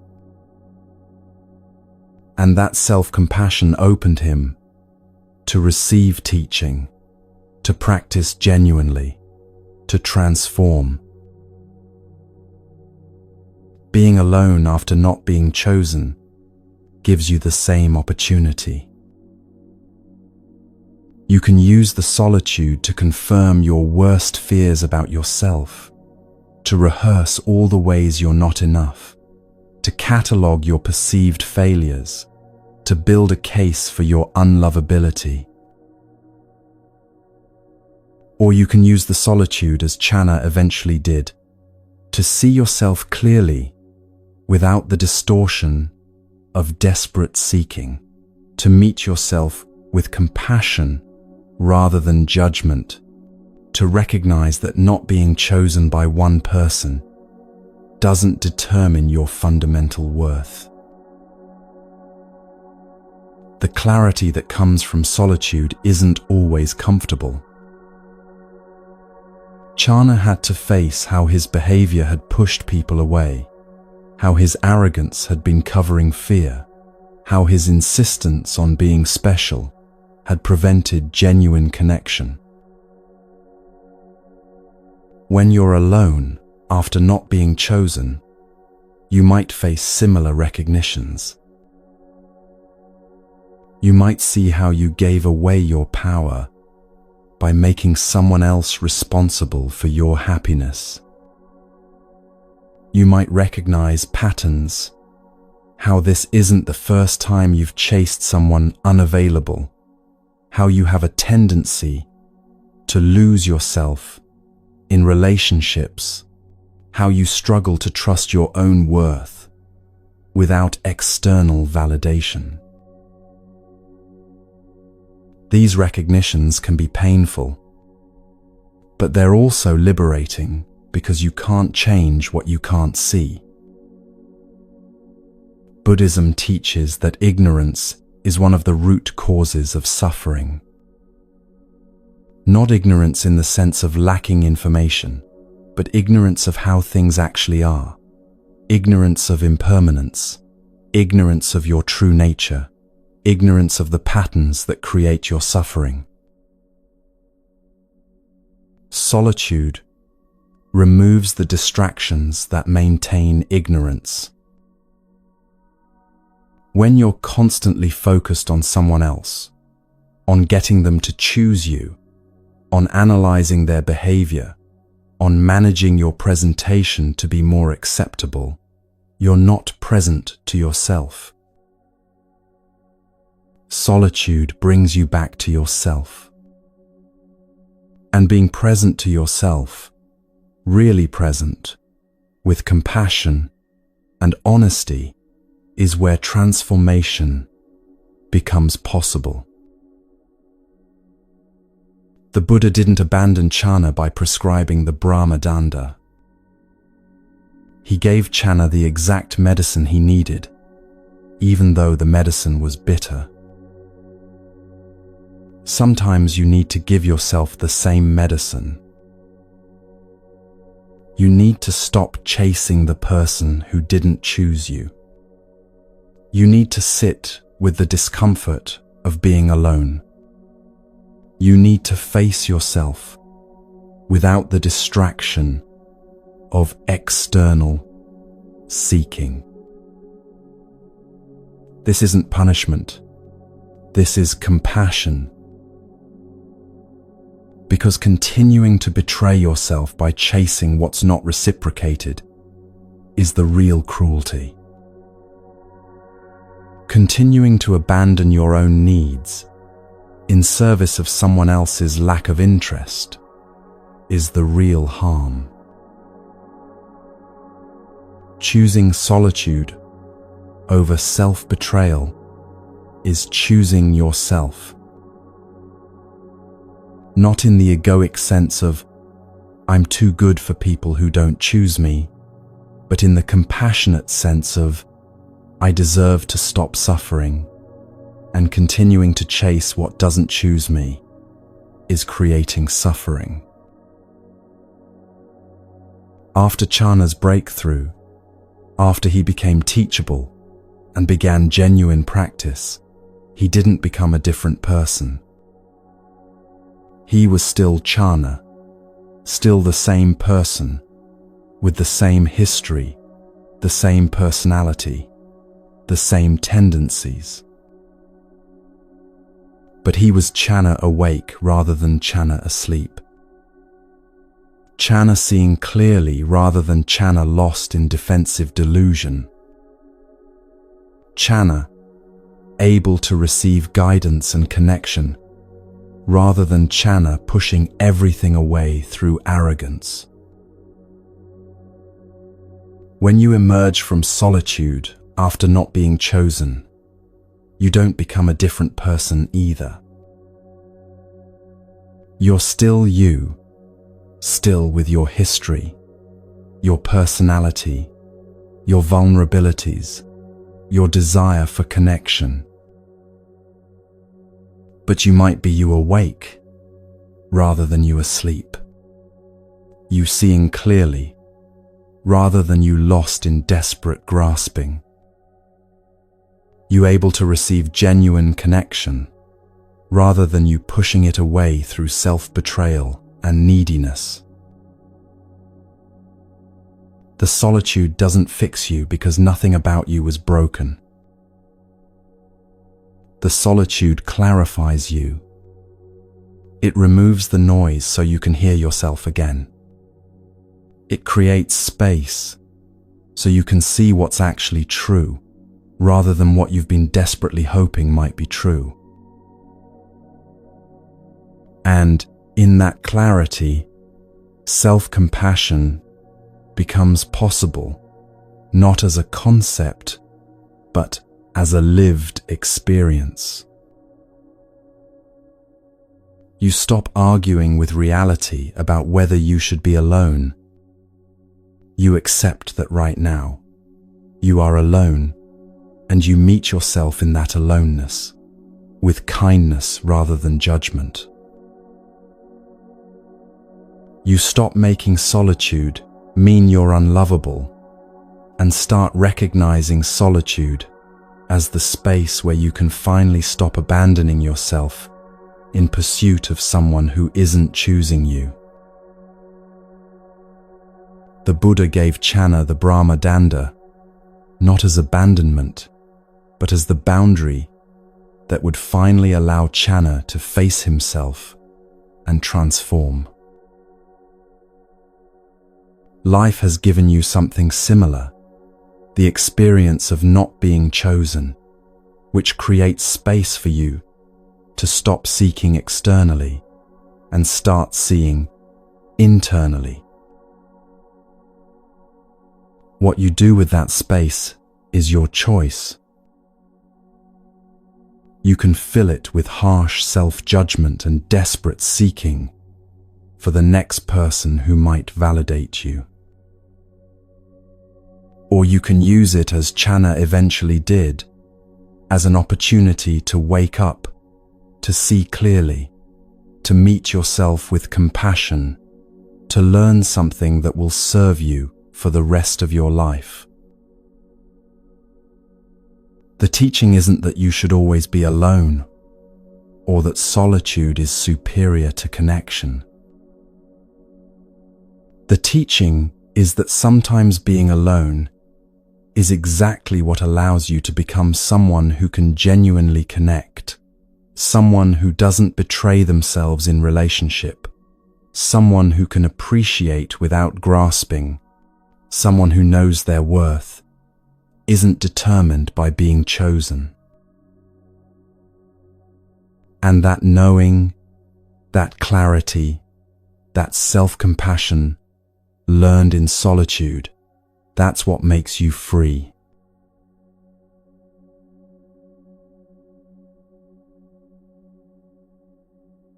The Buddha had a son named Rahula, who became a monk when he was very young.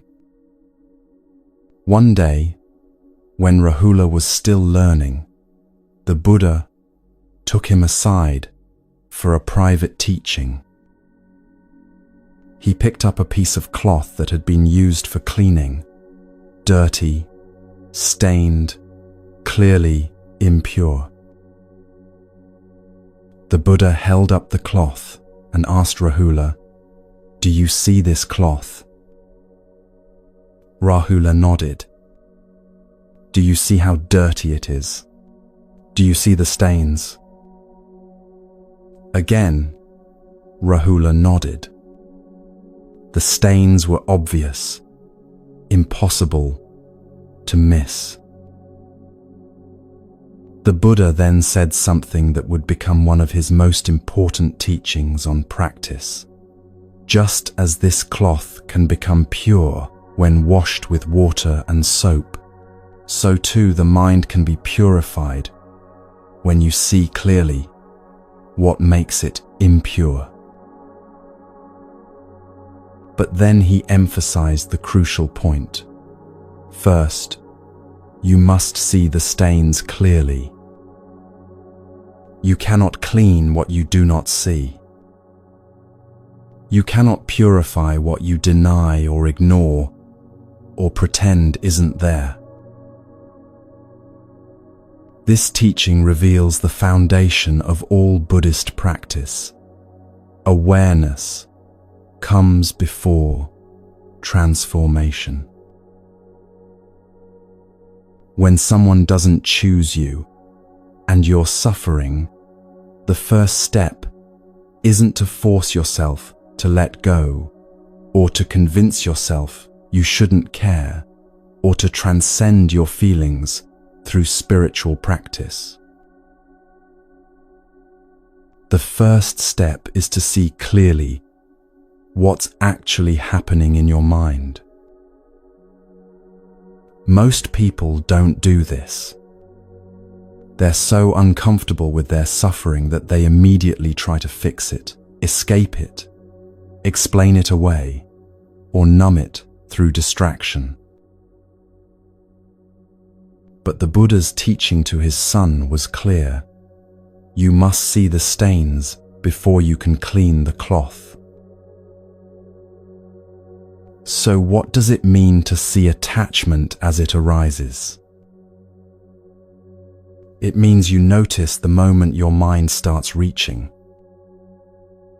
You're going about your day, and suddenly you're thinking about the person who didn't choose you. You're imagining what you could say to change their mind, or you're replaying the last conversation, looking for what went wrong, or you're fantasizing about them, realizing they made a mistake.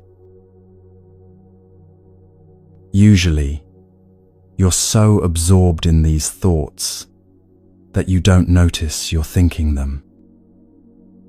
The thinking has you, you're not aware of it, you're inside it, completely identified with it. But if you're practicing awareness, there's a moment, sometimes brief, sometimes sustained, where you notice, oh, I'm doing it again. I'm reaching for them mentally. I'm replaying scenarios. I'm grasping. That noticing is awareness. It's the moment when you see the stain on the cloth. The Buddha taught his son that this seeing must be done without judgment. When Rahula looked at the dirty cloth, he didn't judge the cloth for being dirty. He didn't make the cloth wrong or bad or defective. He simply saw, this cloth has stains on it. When you notice attachment arising in your mind, when you catch yourself obsessing about someone who didn't choose you, the practice is to see it the same way, not as evidence that something is wrong with you, but as simple observation of what's present. Oh, attachment is here right now. Grasping is happening. The mind is reaching for what isn't available. No judgment, no shame, no story about what it means that you're still doing this. Just clear seeing, this is what's happening right now. Most people make awareness harder than it needs to be because they add commentary to what they observe. They notice they're thinking about the person and immediately add, I shouldn't still be thinking about them. What's wrong with me? Why can't I get over this? I'm pathetic for still caring. All of that is not awareness. That's judgment about awareness. The Buddha taught Rahula to distinguish between the stain and the story about the stain. The stain is simply what's present, a mark on fabric, a mental pattern of attachment, a moment of grasping. The story about the stain is the elaborate narrative you build around it, what it means, why it's there, what it says about you, how you should feel about it. Awareness is seeing the stain without the story. When you can do this, when you can notice attachment arising without immediately judging yourself for it, something important happens. The attachment doesn't immediately disappear, but your relationship to it changes. You're no longer completely identified with the grasping. There's a little space between you and it, enough space to observe it, to recognize it as a pattern rather than as truth. to see it clearly rather than being consumed by it. This space is where freedom begins. The Buddha taught several specific ways to develop this awareness, and they're all simple, but not easy. The first practice is noticing where attachment lives in your body. When you're grasping for someone who didn't choose you, it's not just a mental experience. Your body holds it. There might be tightness in your chest when you think about them. There might be a knot in your stomach when you check your phone hoping for a message. There might be tension in your shoulders, or shallowness in your breath, or a clenching in your jaw.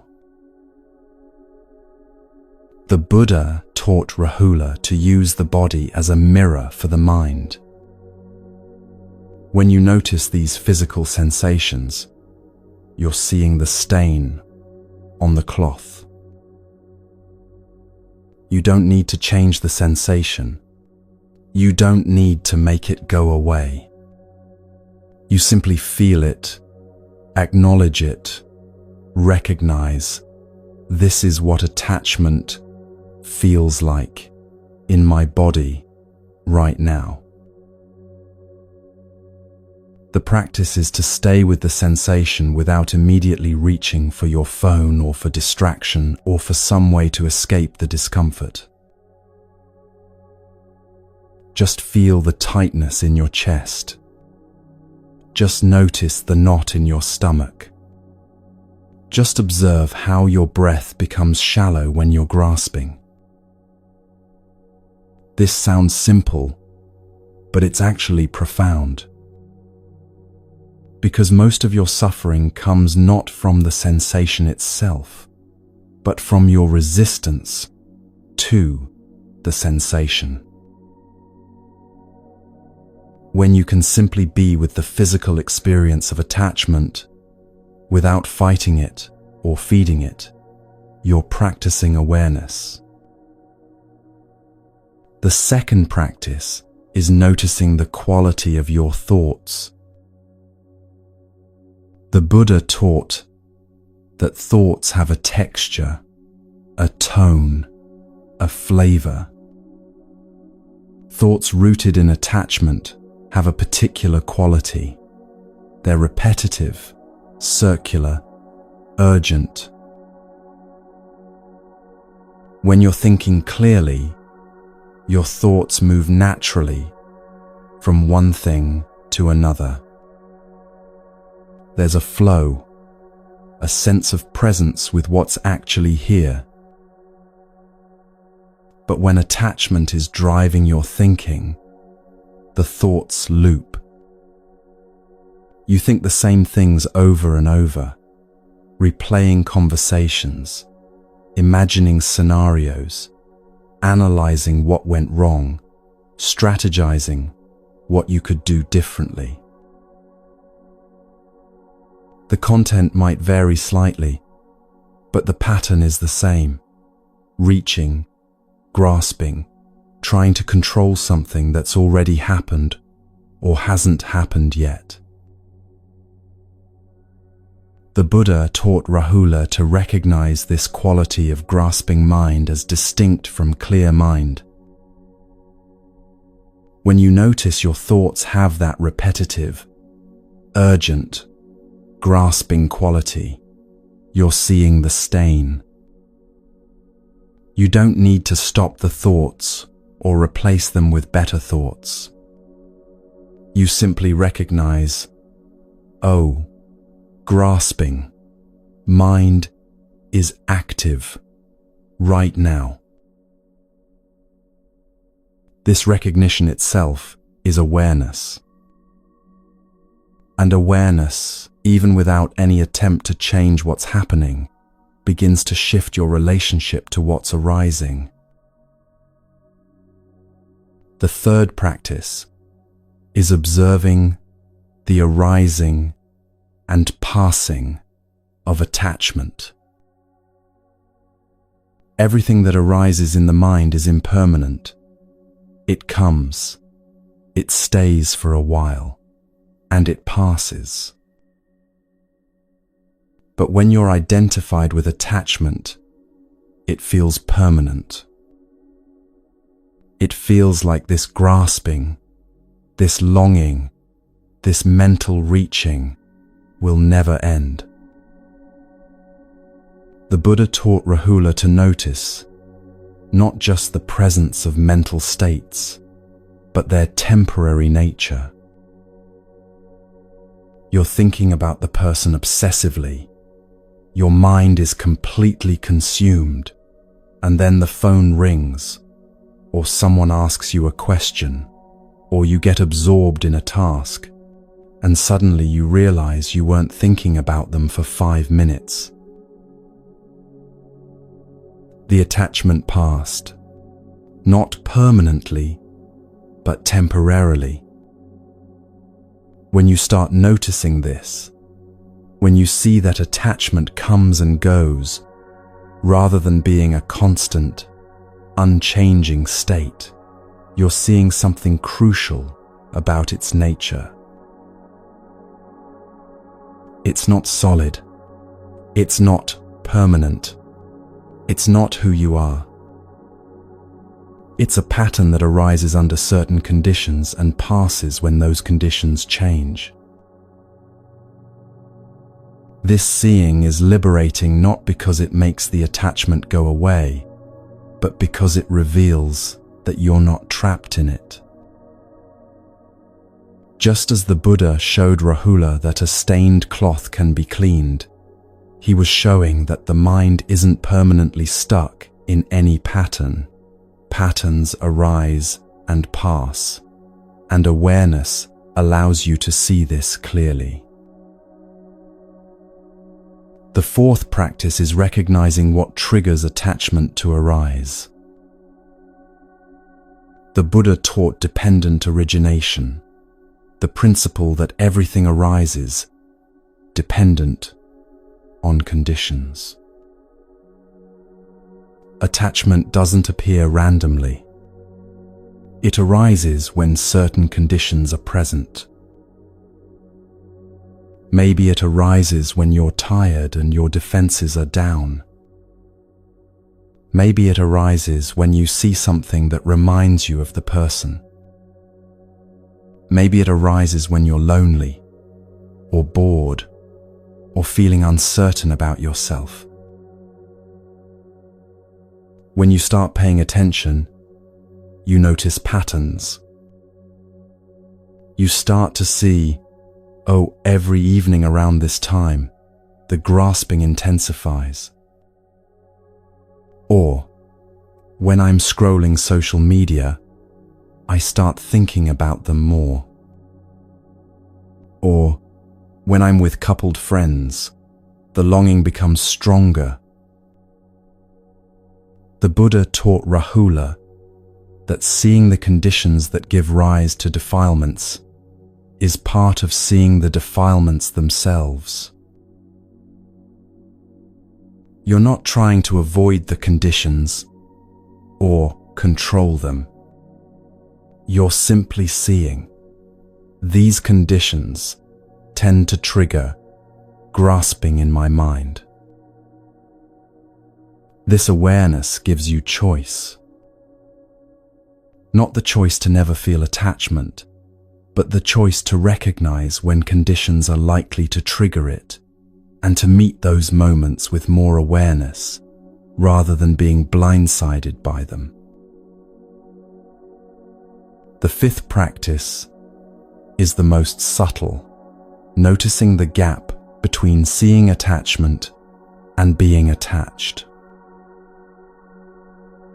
When you first start practicing awareness, it might feel like seeing attachment and experiencing attachment are the same thing. But as practice deepens, you start to notice something remarkable. There can be attachment present in your mind while simultaneously there's awareness observing that attachment. It's like the Buddha and Rahula looking at the stained cloth together. The stain is there, clearly visible. But neither the Buddha nor Rahula are the stain. They're the ones seeing the stain. When attachment arises in your mind, and you notice it, who is doing the noticing? The attachment is a pattern, a mental formation, a temporary arising in consciousness. But the awareness that sees the attachment is something else. It's the capacity to observe without being caught, to see without being consumed. This distinction is crucial because it reveals that you are not your attachment. You are the awareness that can see attachment arising and passing. The Buddha didn't tell Rahula that having a dirty cloth made him dirty. The cloth had stains, but that didn't define the cloth's essential nature. It just meant the cloth needed washing. Similarly, having attachment arise in your mind doesn't make you an attached person. It means attachment is a pattern that arises, and with awareness and practice, that pattern can be transformed. As the Buddha washed the cloth while teaching Rahula, he demonstrated something important. Purification isn't violent. He didn't scrub the cloth aggressively or try to destroy it to remove the stains. He washed it gently but thoroughly with water and soap, allowing the impurities to release naturally. The same is true for attachment in the mind. You don't purify attachment through force or self-criticism or harsh discipline. You purify it through patient awareness, seeing it clearly again and again, understanding its nature, not feeding it with new grasping, allowing it to be seen fully until it naturally releases.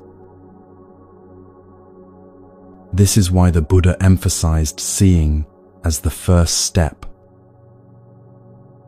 You cannot transform what you do not see. You cannot release what you deny. You cannot purify what you refuse to acknowledge is there. When someone doesn't choose you and you're suffering from attachment to them, the practice begins with simple, honest, non-judgmental seeing. Right now, I am grasping. Right now, my mind is reaching for what isn't available. Right now, I am creating suffering by insisting reality be different from what it is.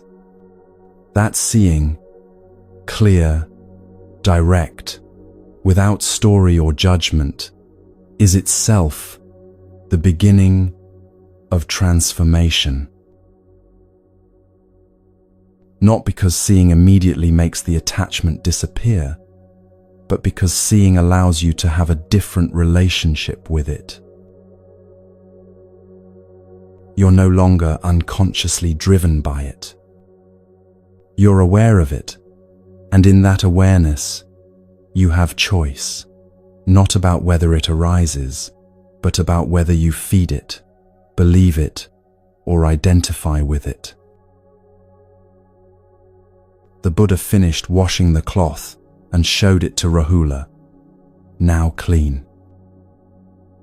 "Do you see?" he asked. The cloth is the same cloth, but the stains are gone. This is what happens through practice. Not that you become a different person, but that the impurities that cause suffering are gradually purified through seeing them clearly. When you practice awareness with attachment, when you see it arising, see it in your body, see it in your thoughts, see its impermanence, see the conditions that trigger it, see the space between you and it. You're doing what the Buddha taught Rahula. You're washing the cloth, not through force, not through denial, not through spiritual bypassing or positive thinking. Through clear seeing, patient awareness, and the understanding that transformation happens not by fighting what's present, but by seeing it so clearly that it can finally release. This is the practice of awareness. This is how you see attachment as it arises. This is the foundation of freedom from the suffering that comes when someone doesn't choose you.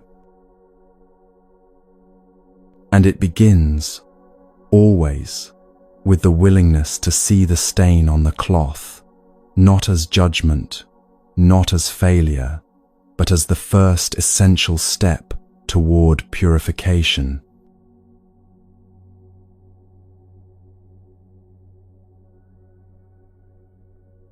There was once an ascetic named Bahia Daruchirya who lived alone on the edge of the ocean, practicing meditation with such dedication that people began to revere him as enlightened. Bahia himself believed this.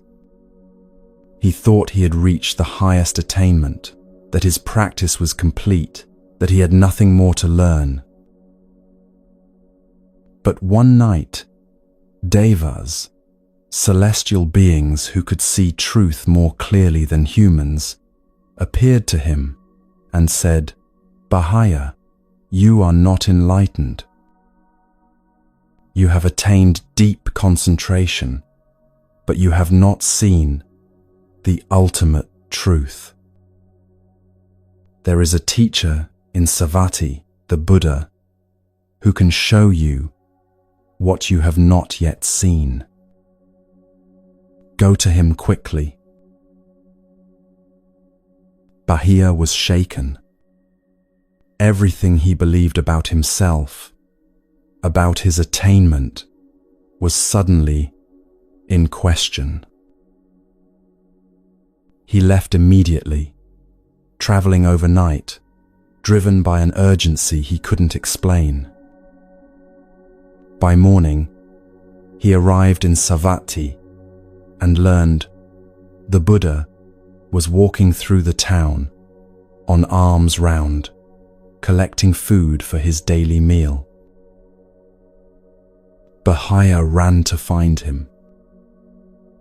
When he saw the Buddha walking calmly down the street, Bahia threw himself at the Buddha's feet and begged, "Please, teach me the Dhamma so that I may find peace and liberation."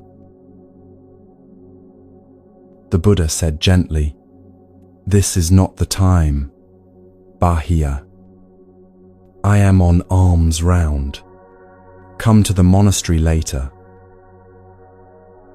But Bahia, feeling the Deva's urgency in his bones, pleaded again, "Venerable sir, life is uncertain. Death could come for you or for me at any moment. Please teach me now." He asked 3 times, and finally, the Buddha stopped and looked at him. Then, the Buddha spoke what would become one of the most concise and profound teachings in all of Buddhism. In the seen, there is only the seen. In the heard, there is only the heard. In the sensed, there is only the sensed. In the cognized, there is only the cognized. When for you there is in the seen only the seen, in the heard only the heard, in the sensed only the sensed, in the cognized only the cognized, then you will not be by that. When you are not by that, you will not be in that. When you are not in that, you will be neither here, nor beyond, nor between the two. This, just this, is the end of suffering. In that moment, hearing those words, understanding their meaning, Baha'ya became fully enlightened. He saw through the illusion of permanent self, through the grasping that creates suffering, through the fundamental delusion that had kept him bound. In an instant, he was free. Baha'ya bowed to the Buddha in gratitude and turned to leave. Within moments, literally moments after achieving enlightenment, Baha'ya was gored by a cow and died on the spot. Later, when the monks found his body and asked the Buddha about Baha'ya's fate, the Buddha told them, Baha'ya has attained final liberation. He died fully awakened. Then the Buddha said something that reveals the heart of his teaching. Life is uncertain. Death is certain. Baha'ya understood this, which is why he insisted, I teach him immediately. In the span of perhaps an hour, Baha'ya went from believing himself enlightened to discovering he wasn't, from seeking teaching to receiving it, from achieving enlightenment to dying. Birth, transformation, death, all in one morning. This is the teaching on impermanence that changes everything. Impermanence, anicca in Pali, is one of the three fundamental characteristics of all existence in Buddhism. Everything that arises passes away. Everything that comes together falls apart. Everything that is born dies. Everything that begins ends. This isn't pessimism. This isn't nihilism. This is simply accurate description of how reality works. Baha'ya's story demonstrates this with stark clarity. His belief in his own enlightenment was impermanent. It arose and passed. His seeking was impermanent. It arose and passed. His enlightenment was impermanent in form, though the liberation it brought was beyond arising and passing. His life was impermanent. It arose and passed. Nothing stayed. Everything changed.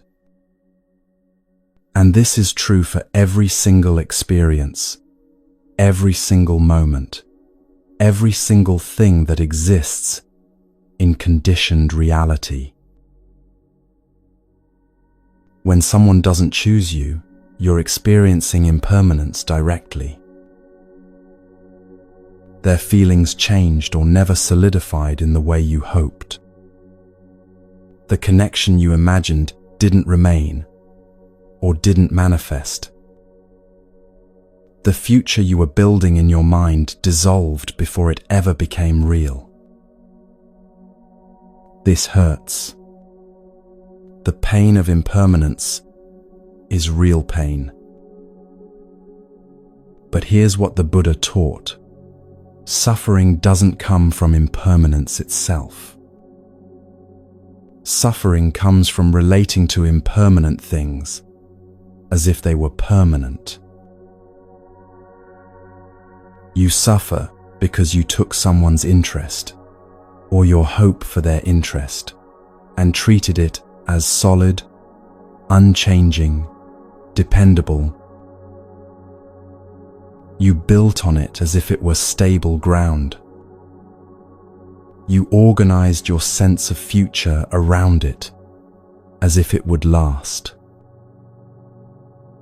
And when it changed, which is what impermanent things always do, you experienced that change as betrayal, as loss, as evidence that something is wrong with you or with reality itself. But nothing was wrong. Things simply changed because change is their nature. The Buddha taught that there are 3 kinds of suffering, and understanding impermanence addresses all 3. The first kind is the suffering of painful experiences, the direct pain of loss, rejection, disappointment. This suffering is unavoidable as long as you're alive and capable of feeling. When someone doesn't choose you, there's pain. You wanted connection and didn't get it. You hoped for reciprocation and received rejection instead. This pain is real and valid. The second kind is the suffering of change, the unsatisfactory nature of pleasant experiences because they don't last. Even when someone does choose you, that choosing is impermanent. Feelings change, circumstances shift. People grow in different directions. The initial spark doesn't maintain the same intensity. The certainty of early connection gives way to the complexity of long-term relationship. Nothing stays in its initial form. Everything that arises is already in the process of changing. The third kind of suffering is the deepest, the suffering inherent in clinging to conditioned existence itself. This is the suffering that comes from making peace conditional on impermanent things, on someone choosing you, on circumstances aligning perfectly, on getting what you want and keeping it forever. When you make your peace dependent on something impermanent, you've guaranteed suffering, because impermanent things will change and your peace will crumble with them. Bahia's story shows the alternative. In his final teaching, the Buddha pointed Bahia towards seeing things as they are, just hearing in the hearing, just seeing in the seeing, just sensing in the sensing, without adding the story of me and mine and permanent on top of it. When you see clearly that everything is impermanent, something profound shifts in how you relate to experience. You stop demanding that impermanent things stay permanent. You stop being surprised when things change. You stop making change into evidence of failure or wrongness. You start meeting each moment as it is, knowing it will pass, allowing it to pass, without grasping or pushing away. This doesn't mean you become cold or indifferent. It means you stop torturing yourself by insisting that changing things stop changing. When someone doesn't choose you, impermanence is operating. Maybe their interest was genuine but temporary. It arose and passed, as impermanent things do. Maybe your compatibility changed as you both changed, which is what impermanent beings inevitably do. Maybe the circumstances that might have supported connection shifted, as circumstances always shift. None of this makes the pain less real, but understanding impermanence changes your relationship to the pain. You stop asking, "Why did this change?" because you understand that change is the nature of all conditioned things. Change doesn't need a reason.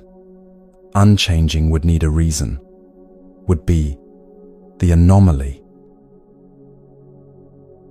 You stop asking, "What's wrong with me that they didn't stay interested?" because you understand that interest, like everything else, is impermanent. Their interest changing isn't about your worth any more than seasons changing is about the earth's worth. You stop asking, "How do I make them choose me?" because you understand that you cannot make impermanent things permanent through force of will or strategic behavior. Impermanence is liberation disguised as loss. It's liberation because when you truly understand that everything changes, you stop building your peace on things that will inevitably change. You stop making your happiness conditional on someone choosing you, staying with you, feeling about you tomorrow, what they felt yesterday. You start finding peace in what doesn't change, not external circumstances, which are always changing, but in the capacity to be present with whatever is arising, including change itself. Bahia demonstrated something else crucial. Even death, the ultimate change, couldn't touch the liberation he found through understanding. He became enlightened and died within the same hour, but his enlightenment was complete. He didn't need time to consolidate it or protect it or make sure it lasted. Because enlightenment isn't about making any particular state permanent. It's about seeing clearly that no state is permanent and finding freedom in that seeing rather than suffering. When you're not chosen, you're being given a teaching on impermanence, whether you wanted it or not. You're learning directly that connections change, that interest shifts, that what felt solid can become uncertain, that futures you imagined can dissolve before manifesting. You can relate to this teaching with resistance, fighting the impermanence, demanding reality be different, making the change into evidence of cosmic injustice or personal unworthiness. Or you can relate to it with wisdom, recognizing that you're experiencing the fundamental nature of conditioned existence, that this pain is teaching you not to build on shifting ground, that understanding impermanence is understanding freedom. The Buddha's final words to his disciples, spoken as he was dying, were about impermanence. All conditioned things are subject to decay. Strive on with diligence. He didn't say this to depress them or make them afraid. He said it to free them from the suffering that comes from denying or fighting what is fundamentally true. Everything changes. This person's feelings changed or never formed as you hoped. This connection shifted or ended or never fully began. That change isn't personal. It isn't punishment. It isn't evidence that something is wrong with you or with how reality operates. It's just impermanence, doing what impermanence always does, manifesting as change. And when you stop arguing with impermanence, when you stop demanding that changing things stay unchanged, when you stop making your peace conditional on permanence in an impermanent world, you find something that doesn't change. Not external stability. That's impossible in conditioned existence. But internal stability, the capacity to meet whatever arises, including change and loss, without being destroyed by it. Bahia found this in an instant and died free. You might take longer, moving through the pain slowly, learning gradually what he learned in a flash. But the teaching is the same. Everything changes, and understanding that truth is the end of suffering, not the cause of it. When you truly understand impermanence, you stop trying to make people permanent fixtures in your life. You appreciate them while they're present, knowing presence is temporary. You value connection without demanding it stay exactly as it is forever. And when someone doesn't choose you, you grieve the loss without making it mean something permanent about your worth or your future. Because in an impermanent world, this too will change. This pain will change. Your circumstances will change. Your understanding will deepen. New possibilities will arise. Not because you deserve it or earned it, but simply because change is the nature of all things. And that nature, that fundamental impermanence, is not your enemy. It's your teacher. It's showing you where you're building on unstable ground, so you can learn to find stability in what doesn't need external conditions to remain whole. This is the teaching that changes everything, not the content of what happens, but your relationship to change itself.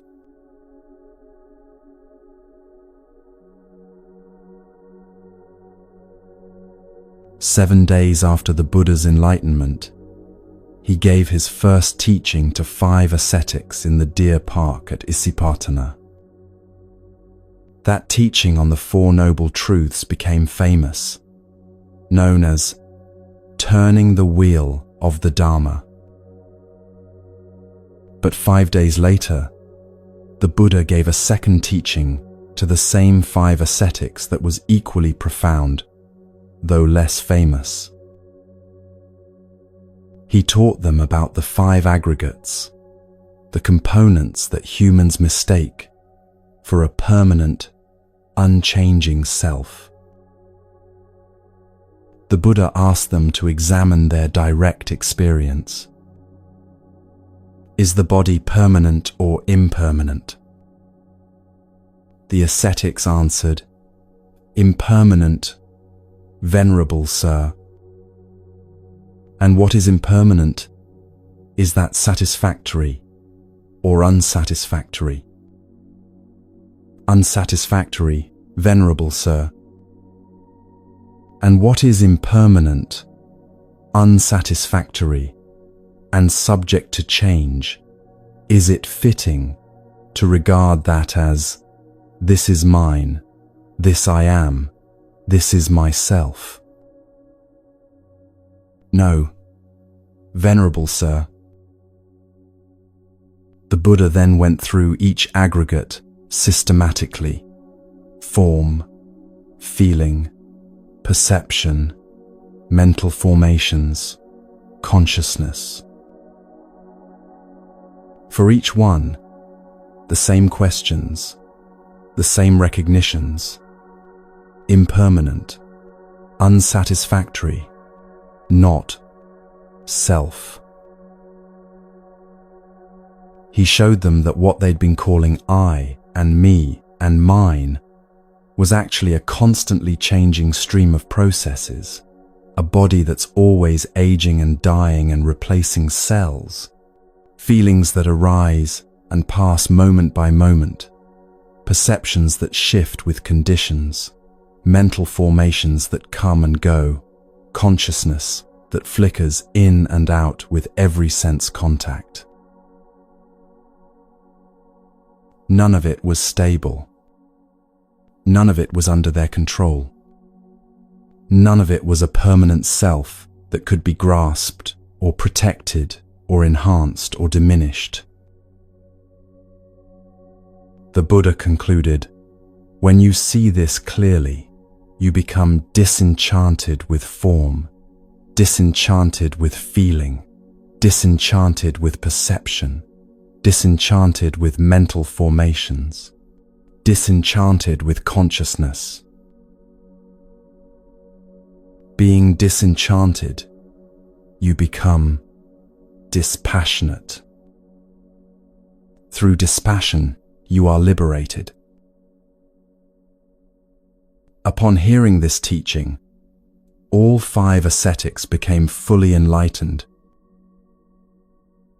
They saw through the illusion of a permanent self, and in that seeing, they were free. This teaching, known as anatta, or not self, is perhaps the most radical and misunderstood teaching in all of Buddhism. And it has everything to do with why you suffer when someone doesn't choose you. When someone doesn't choose you, who exactly is not being chosen? You might answer, me, myself, who I am. But the Buddha's teaching on the 5 aggregates asks you to look more carefully. Is it your body that's not being chosen? Your body is constantly changing. The cells that compose it now are not the same cells that composed it a year ago. Which version of your body wasn't chosen? Yesterday's, today's, tomorrow's? Is it your feelings that aren't being chosen? Feelings arise and pass moment by moment. Right now you might feel rejected, but an hour ago you felt fine, and an hour from now you might feel different again. Which feeling is the you that wasn't chosen? Is it your perceptions, your ideas about yourself, your self-image? Those shift constantly based on circumstances, feedback, mood, the stories you're telling yourself. Are you the confident person you were last week, or the insecure person you are today? Which one wasn't chosen? Is it your mental formations, your habits, patterns, tendencies? Those are conditioned, learned, changing. They're not a fixed self, but processes that arise based on causes and conditions. Is it your consciousness, your awareness? Consciousness depends on sense contact to arise. It appears when there's an eye and a form, an ear and a sound, a mind and a thought. Without contact, there's no consciousness. It's not a thing you possess. It's a process that arises and ceases moment by moment. The Buddha's teaching is that when you examine your direct experience carefully, you cannot find a permanent, unchanging self that could be chosen or not chosen, accepted or rejected, validated or invalidated. There's no solid you at the center of experience. There's just experience arising and passing, sensations, thoughts, emotions, perceptions, all flowing, all changing, none of it fixed or graspable as mine. This might sound abstract or philosophical, but it has profound practical implications for suffering.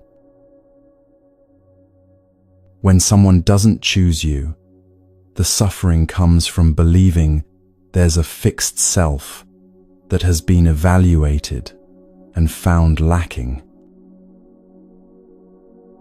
You take their decision and make it into a verdict about who you fundamentally are. You solidify yourself into a permanent identity as the person who wasn't chosen, the person who isn't enough, the person who always gets rejected. But the Buddha's teaching reveals this as delusion. There's no permanent you to make verdicts about. There's just this constantly changing stream of experience. And right now, part of that stream includes the pain of not being chosen. The pain is real.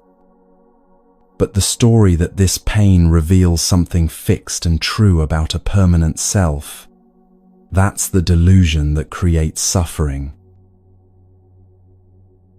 Think about how you relate to rejection.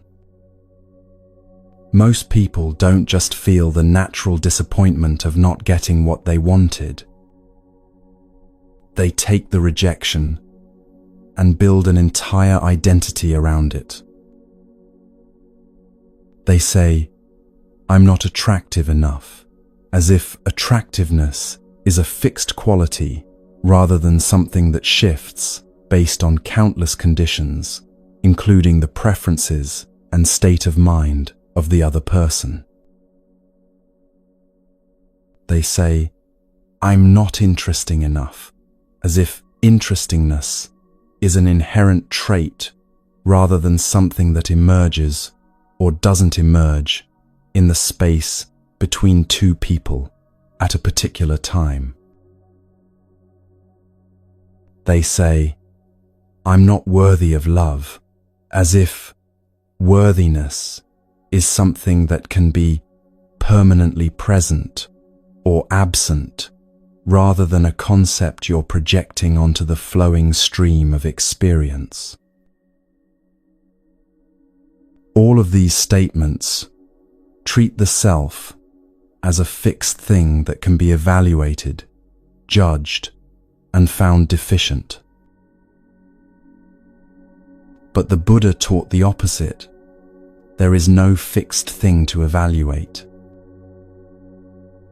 There are aggregates constantly arising and passing. Sometimes those aggregates appear in ways that align with what someone else is seeking, and sometimes they don't. Sometimes the conditions support connection, and sometimes they don't. None of this says anything permanent about a permanent you, because there is no permanent you to say things about. This teaching is liberating because it dissolves the entire framework of needing to be chosen as validation of self-worth. If there's no permanent self, there's no permanent self that needs validation. If there's no fixed you, there's no fixed you that can be fundamentally rejected. If you're a constantly changing process rather than a static entity, then someone not choosing you says nothing about your essence, because you don't have an essence. You have a stream of changing conditions. The Buddha emphasized that seeing not self doesn't mean you disappear or become nothing or lose all sense of conventional identity. You still function in the world. You still have preferences, make choices, engage in relationships. You still use I and me as convenient designations for this particular stream of experience. But you stop believing in a solid, permanent, findable self that those designations point to. And in that stopping, you're free from the suffering that comes from defending, enhancing, or mourning a self that never existed in the first place. When the Buddha taught the 5 aggregates to the 5 ascetics, he was showing them something they could verify in their own experience. He wasn't asking them to believe in a philosophy or accept a doctrine. He was asking them to look carefully at their actual experience and see what's really there. You can do the same investigation right now. When you think, "I wasn't chosen," try to find the I that wasn't chosen. Is it a thought arising in awareness? Then it's impermanent. It arises and passes. Is it a feeling in your body? Then it's constantly changing. The sensations shift moment by moment. Is it a mental image of yourself? Then it's a perception, constructed from memory and imagination, not a solid thing. When you actually look for this solid self that was rejected, you can't find it. You find thoughts about self, feelings about self, perceptions of self, but you don't find a self itself. This isn't a conceptual game. This is direct investigation of what's actually present in your experience. And when you see clearly that there's no fixed self to be rejected, something profound shifts. The wound of not being chosen begins to heal because you realize there was never anyone solid enough to be wounded in the way you thought.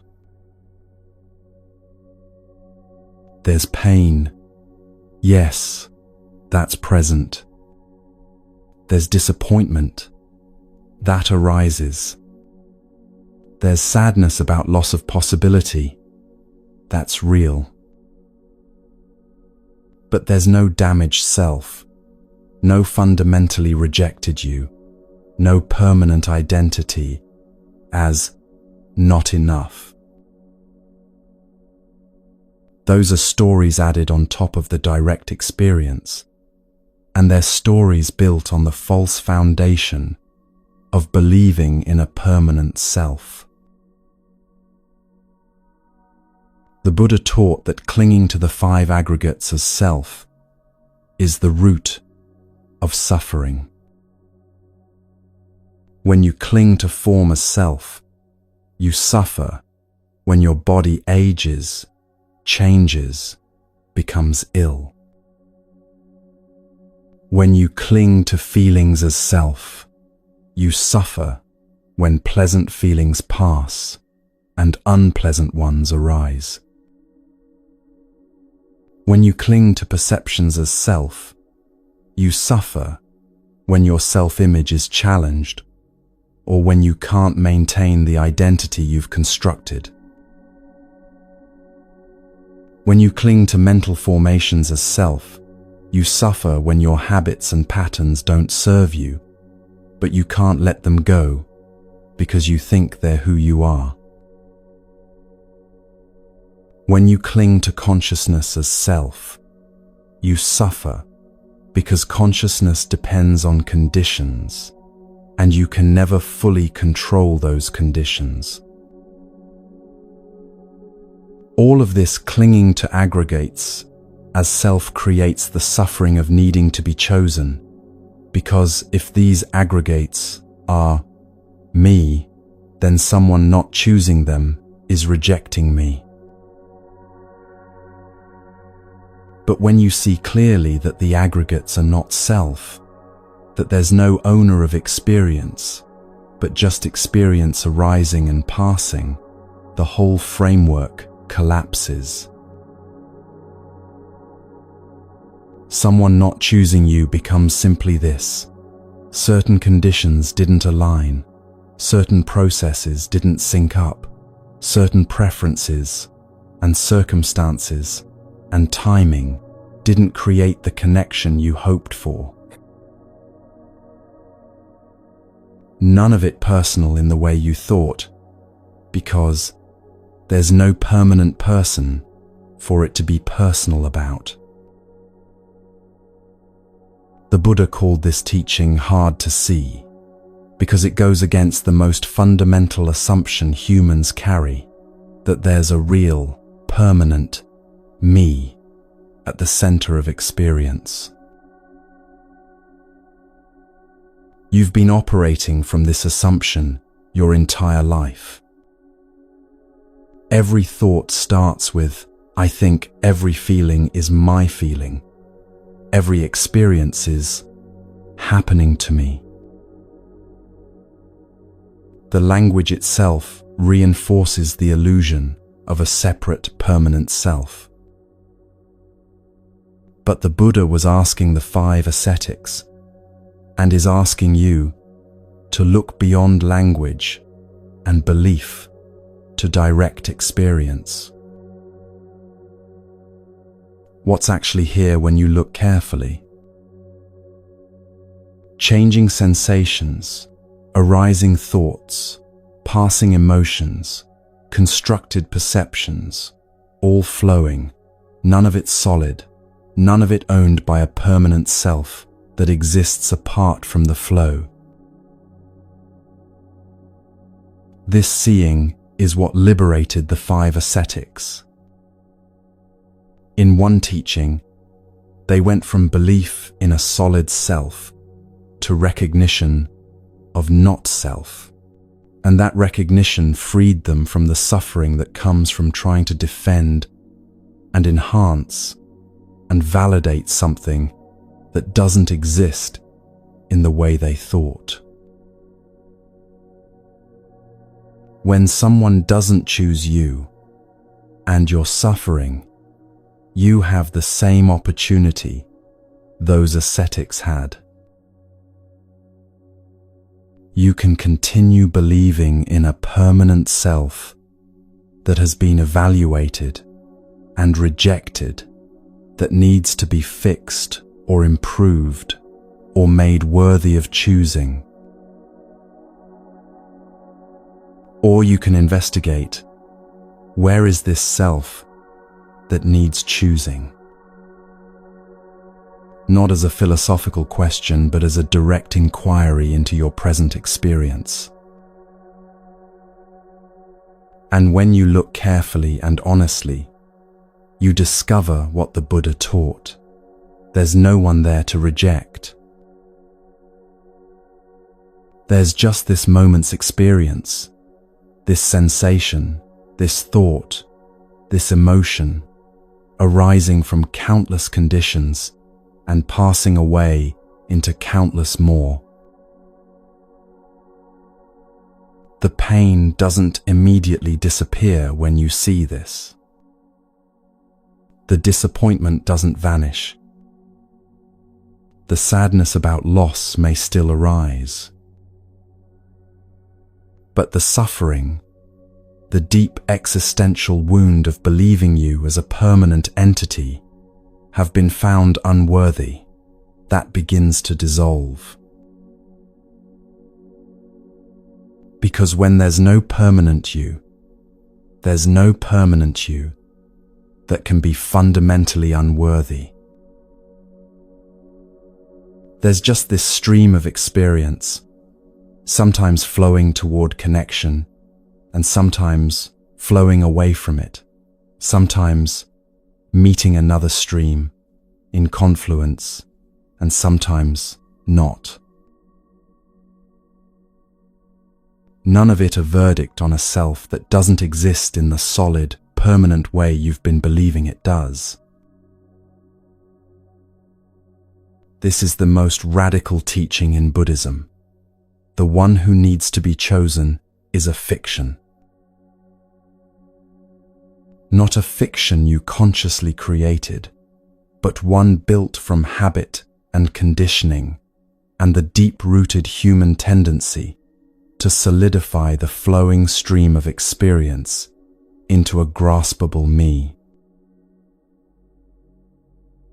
And the path to freedom is seeing through that fiction directly, not by believing the teaching, but by investigating your experience until you see it for yourself. When you see it clearly, as the 5 ascetics did in hearing the Buddha's teaching on the aggregates, the whole framework of needing to be chosen to validate your worth collapses. Not because you've convinced yourself you don't need validation, but because you've seen directly that there's no permanent self there to validate.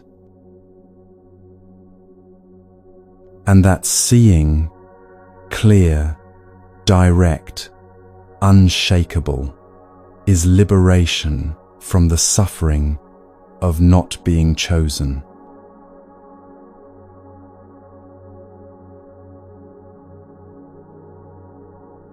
There was a wealthy householder named Chitta who lived in a small town and was known for his deep understanding of the Dhamma.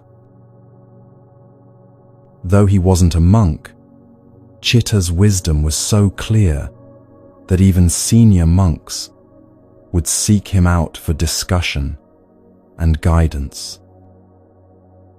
He was generous with his home, regularly inviting monks to teach the townspeople and offering meals and support to the Sangha. One day, a group of monks arrived in town, and Chitta invited them to his home, as was his practice. He prepared a meal, gathered the community, and asked the monks to share the Dhamma. But these monks were arrogant. They spoke down to Chitta, dismissed his questions as beneath them, and treated him with barely concealed contempt because he was a layperson rather than an ordained monk. When Chitta offered corrections to their misunderstandings of the teachings, corrections that were accurate and rooted in deep study, the monks became defensive and dismissive. They implied that a householder had no place teaching monks anything, regardless of his understanding. Chitta listened calmly. He didn't argue or defend himself. He didn't try to prove his worth or change their minds. When the meal was finished, he thanked them politely for coming, and then he simply stopped inviting them. There were no speeches about disrespect, no explanations about why they were no longer welcome, no attempts to make them understand what they'd done wrong. Chitta continued his practice of supporting the Sangha, but he directed his invitations and support toward monks who engaged with respect and genuine interest in the Dhamma. When the disrespectful monks asked why they were no longer invited, Chitta responded simply, "I honor the Dhamma by supporting those who embody it." Later, when the Buddha heard about this situation, he praised Chitta's response. The Buddha said that Chitta had acted with perfect right action, one of the essential elements of the Eightfold Path.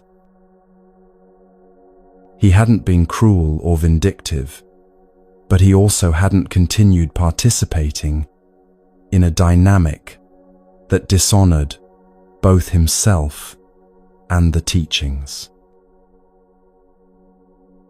This story reveals something essential about what right action means when someone doesn't choose you or doesn't treat you with respect.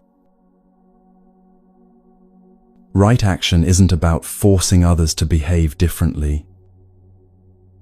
It's about choosing how you participate or don't participate based on what aligns with wisdom and compassion. When someone doesn't choose you, right action begins with a simple recognition. You cannot control their choice, but you can control your response. You cannot make someone choose you through persuasion, manipulation, or self-improvement projects designed to become who you think they want. You cannot force interest where it doesn't exist. You cannot create reciprocity through sheer force of will. What you can do is choose how you relate to the reality of not being chosen. Chitta didn't try to make the disrespectful monks respect him. He didn't continue inviting them while hoping they would change. He didn't diminish himself to make them comfortable or work harder to prove his worthiness of their regard. He simply redirected his energy toward what was reciprocal and respectful. This is right action, aligning your behavior with reality rather than with fantasy, with wisdom rather than with wishful thinking. In Buddhist teaching, right action is part of the ethical conduct section of the Eightfold Path, along with right speech and right livelihood. Together, these three elements guide how you move through the world in ways that reduce suffering rather than create it. Right action specifically addresses physical and behavioral choices, what you do, not just what you say or think. The traditional definition focuses on abstaining from killing, stealing, and sexual misconduct. But the principle extends to all actions. Are your behaviors creating suffering or reducing it? When someone doesn't choose you and you keep chasing them, offering more of yourself, trying to convince them, waiting for them to change their mind, what kind of suffering are you creating? You're creating suffering for yourself through continued rejection and the erosion of your self-respect. You're potentially creating discomfort for them through pressure they didn't ask for. You're creating a dynamic that dishonors what the Buddha taught about accepting reality as it is. Right action in this situation means stopping your participation in what creates suffering. Like Sita, you don't need to make a dramatic exit or deliver a speech about your worth or explain why you're withdrawing. You simply stop offering yourself where you're not received. This isn't punishment. This isn't revenge. This is alignment with reality. Chitta didn't stop inviting the disrespectful monks to punish them or to teach them a lesson. He stopped inviting them because continuing to invite them would have meant continuing to participate in disrespect toward himself and toward the Dhamma he honored. When you stop chasing someone who doesn't choose you, you're not punishing them. You're honoring yourself and honoring the truth of the situation. Right action also requires discernment about what behavior actually serves the Dhamma versus what serves ego. There's a difference between withdrawing from self-respect and withdrawing from wounded pride. Self-respect says, "This dynamic doesn't serve me, so I'm choosing to step back." Wounded pride says, "I'll show them they were wrong, not to choose me, by making myself unavailable."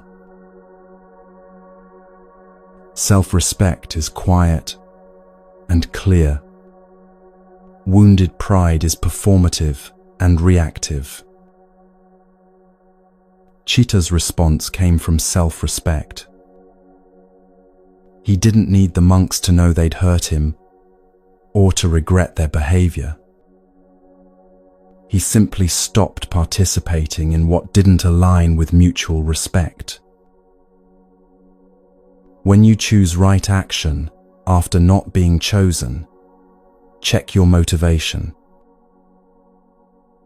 Are you withdrawing because continuing creates suffering and dishonors your dignity? Or are you withdrawing to prove a point to make them sorry, to demonstrate your value through absence. The first is right action. The second is ego, trying to control through different means. Right action also involves compassion, not just for yourself, but for the other person. Sitter's withdrawal wasn't vengeful. He didn't speak badly about the monks or try to turn others against them. He simply redirected his energy toward what served the Dhamma more fully. When someone doesn't choose you, compassion recognizes that they're acting from their own conditioning, their own capacity, their own karma. Their choice not to choose you isn't necessarily about malice or cruelty. It's about where they are, what they can see, what they're capable of in this moment. Compassion doesn't require you to keep offering yourself to them. It just means you don't make them wrong for being who they are and seeing what they see. You can have compassion for their limitations, while also having enough self-compassion to step back from a dynamic that hurts you. These two things are not in conflict. In fact, they work together. The Buddha praised Chitta specifically because his response embodied both wisdom and compassion. He didn't harm the monks through his withdrawal, and he didn't harm himself through continued participation in disrespect. Right action means finding the middle way, not aggression toward those who don't choose you, and not self-abandonment in pursuit of them. In practical terms, right action, after not being chosen, looks like this. You stop the behaviors that perpetuate grasping. You stop checking if they've messaged when you know they haven't. You stop crafting perfect texts designed to spark their interest. You stop showing up in spaces hoping they'll notice you. You stop offering help they didn't ask for or creating reasons to stay in contact. None of this is dramatic or hostile. It's simply stopping the actions that create suffering while pretending they might create connection. Right action also means you don't replace grasping behaviors with passive-aggressive ones.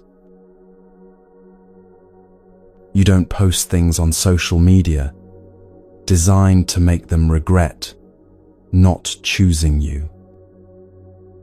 You don't try to make them jealous or demonstrate how well you're doing without them. You don't fish for information about them through mutual friends. All of that is still grasping, just with a different strategy. Right action is clean withdrawal. No hidden agendas, no manipulation through absence, just honest stepping back from what doesn't serve wisdom or compassion. The Buddha taught that right action naturally arises from right view and right intention. When you see clearly that chasing what doesn't choose you creates suffering, right view.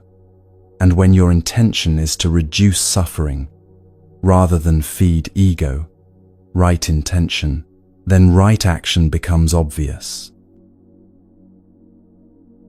You don't need complicated rules about what to do or not do. You simply act from clarity and compassion, and the appropriate response emerges naturally. Chitta didn't need the Buddha to tell him to stop inviting disrespectful monks. He saw clearly that continuing would dishonor both himself and the Dhamma, and that clarity led directly to appropriate action. When you see clearly that someone has not chosen you, and that continuing to pursue them creates suffering, right action becomes clear too. You stop pursuing, not with fanfare, not with explanation, not with hurt feelings weaponized into distance, just with quiet, dignified withdrawal from what doesn't serve you or them. Sometimes people worry that this makes them cold or unloving, or gives up too easily. But the Buddha's teaching on right action isn't about coldness or premature giving up. It's about honoring reality and acting from wisdom rather than from delusion. If someone genuinely needs time or space to figure out their feelings, right action might look like giving them that space without pressure. If someone is clearly uninterested and you're inventing reasons to stay hopeful, right action looks like accepting what they've shown you and stepping back.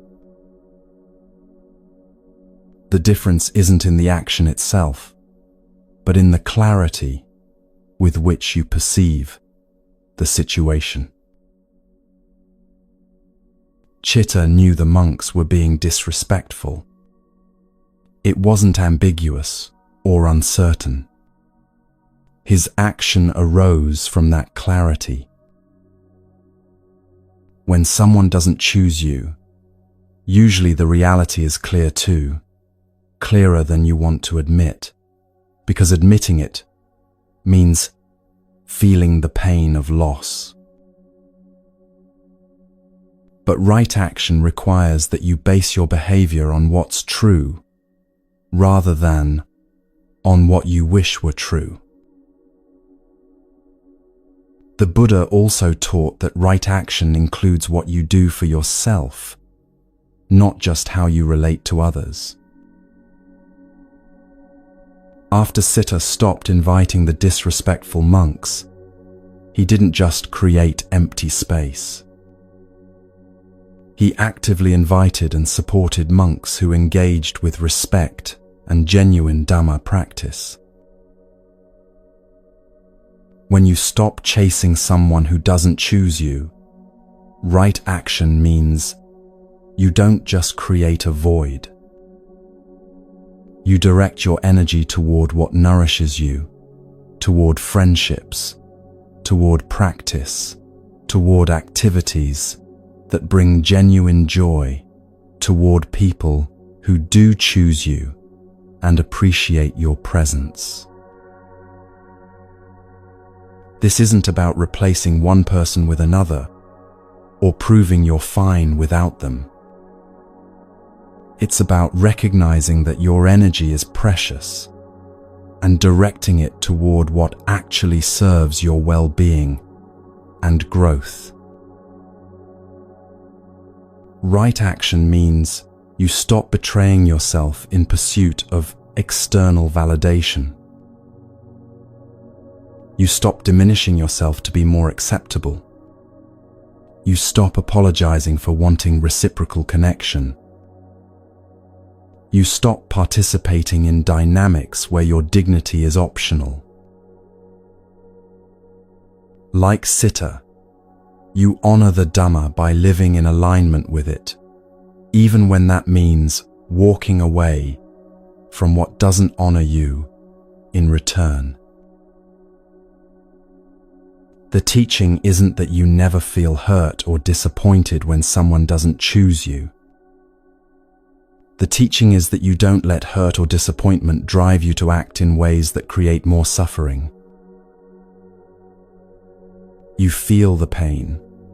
You acknowledge the loss, and then you act from wisdom and compassion rather than from desperation or denial. That's right action. That's the path the Buddha praised in Citta's response. That's what dignity and compassion look like when translated into behavior. You don't need speeches or confrontations or explanations. You simply stop participating in what doesn't serve, and you direct your energy toward what does. Quietly, clearly, with both compassion for others and respect for yourself. This is how you walk the path with integrity when someone doesn't choose you, not through force or manipulation, not through self-abandonment or bitterness, but through right action that honors both reality and your own dignity.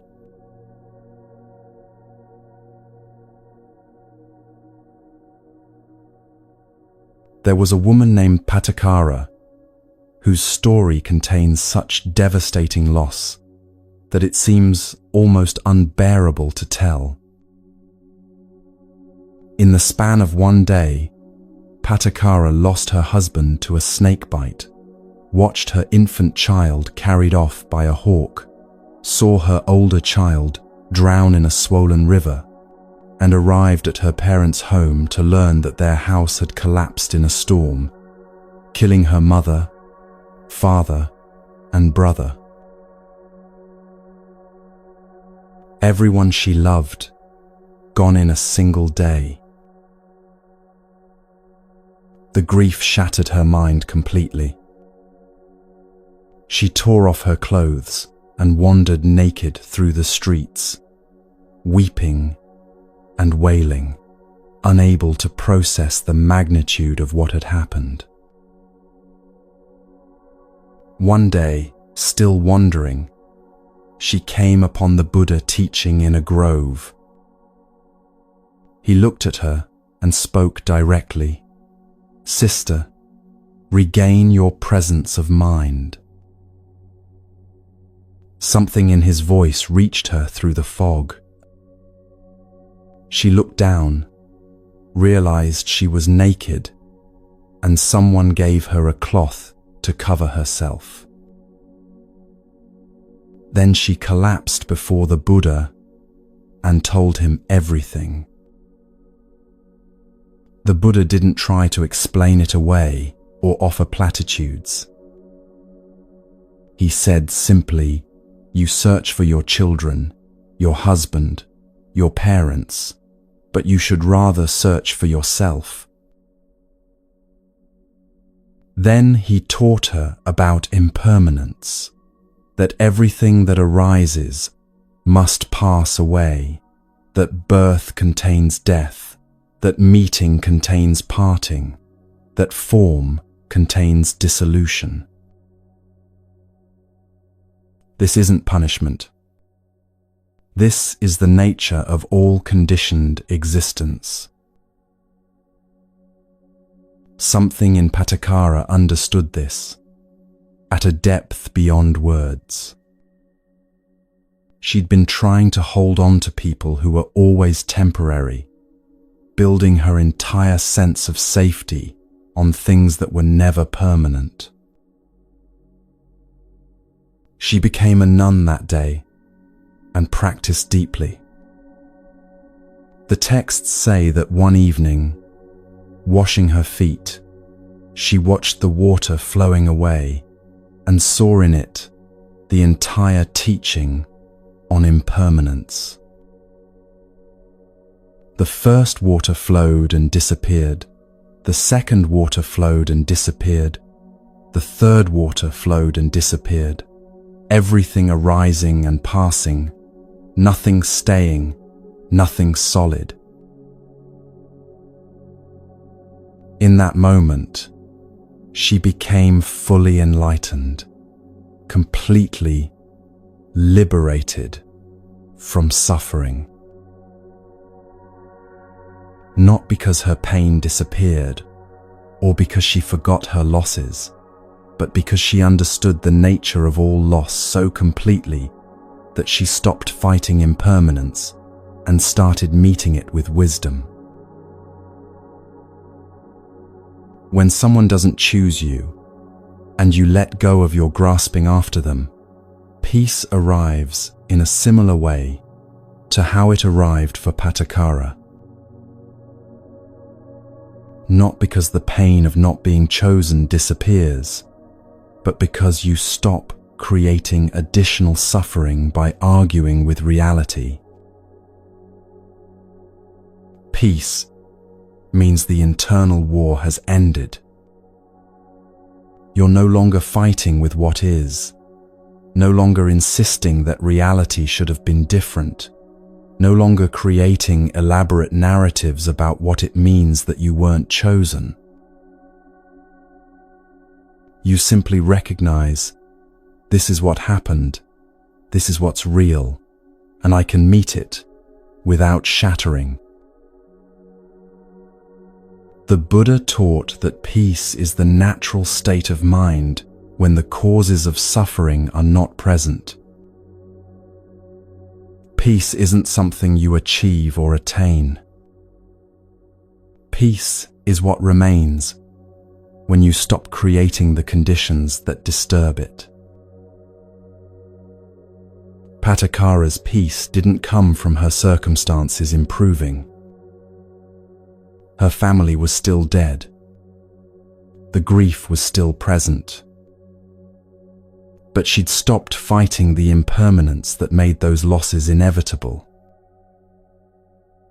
And in that stopping, peace was there, not as a feeling of happiness, but as a deep settledness, a fundamental okayness, even in the presence of pain. But understanding peace and knowing how to walk toward it are two different things. This is where another teaching becomes essential, a teaching about when walking away is the wisest response. In the town of Kosambi, a dispute arose among monks that escalated beyond all reason. The argument was about a minor rule violation, something inconsequential, but the monks split into factions, each insisting they were right and the other side was wrong. They stopped speaking to each other, except to argue. They refused to compromise or listen, or consider that perhaps both sides were missing something more important than being right. The Buddha, hearing about this dispute, traveled to Kosambi to help them reconcile. He arrived and tried to mediate, speaking about harmony, about the importance of unity in practice, about letting go of righteousness for the sake of peace. The monks barely listened. They were so absorbed in their positions, so convinced of their correctness, that even the Buddha's presence couldn't penetrate their stubbornness. So the Buddha did something unexpected. He stopped trying to convince them. He said simply, "You are acting like fools, unable to live together in harmony. I will leave you to your quarrel." And he walked away. He went alone into the forest and stayed there, practicing in solitude, at peace, in a way he couldn't be, while trying to force reconciliation, where reconciliation wasn't ready to happen. The monks left to their quarreling, eventually exhausted themselves. The lay people, disgusted by the dispute, stopped supporting them. Gradually, the monks began to see what their stubbornness had cost them, not just material support, but the very peace they'd ordained to find. They went to the forest, found the Buddha, and begged his forgiveness. They'd been so busy being right that they'd forgotten what actually mattered. The Buddha returned with them, but the teaching had been delivered. Sometimes the wisest response is to step away peacefully from what cannot be forced. When someone doesn't choose you, you're facing the same choice the Buddha faced at Kosambi. You can keep trying to make them see your value. Keep offering yourself hoping they'll finally receive you. Keep explaining and pursuing and waiting for them to change their mind. Or you can recognize, as the Buddha did, that some things cannot be forced. Not connection, not understanding, not someone choosing you when they're not ready or willing or able. Walking away isn't giving up. It isn't admitting defeat. It's recognizing reality and responding with wisdom rather than with insistence. The Buddha didn't walk away from the monks because he stopped caring about them. He walked away because staying meant participating in dysfunction that he couldn't fix through his presence alone. When you walk away from someone who doesn't choose you, you're doing the same thing. You're not abandoning hope for connection in your life. You're abandoning the specific hope that this particular person will choose you, because that hope is keeping you trapped in suffering. The Buddha's time in the forest wasn't punishment or isolation. It was peace. It was choosing his own well-being over forcing reconciliation that wasn't ready to happen. Your time after letting go won't be punishment either, even when it feels lonely or sad or uncertain. It's space. Space for healing, space for clarity, space for remembering who you are when you're not consumed by chasing someone who doesn't choose you. The teaching here is simple but profound. You came to these words carrying a wound, believing you needed to be chosen to be whole.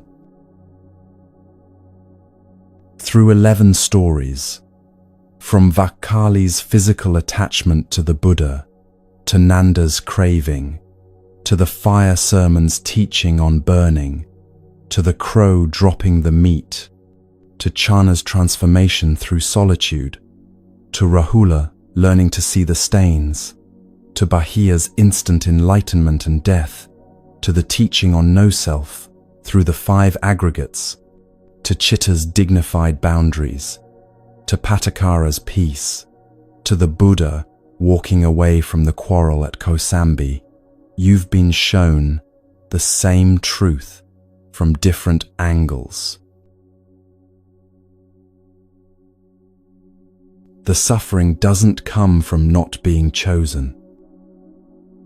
It comes from the grasping, from the insistence that reality be different, from the belief in a permanent self that needs external validation to be whole. When you see this clearly, really see it, not just understand it intellectually. And when you stop feeding the fires of attachment through your actions, something natural happens. The burning quiets. The grasping releases. The peace that was always there becomes obvious. This doesn't mean you never want connection again, or that you become immune to disappointment, or that relationships stop mattering. It means you stop making your peace conditional on being chosen. Like Patakara, you learn to meet impermanence with wisdom rather than resistance. Like the Buddha at Kosambi, you learn when walking away is the most compassionate response. The path forward isn't about finding someone who chooses you. The path forward is about understanding that you were never broken by not being chosen in the first place. You are whole now, in this moment, regardless of who chooses or doesn't choose you. That wholeness isn't something you create through spiritual practice, or positive thinking, or becoming a better version of yourself. It's what you discover when you stop obscuring it with grasping, with stories, with the belief that you need external validation to be enough.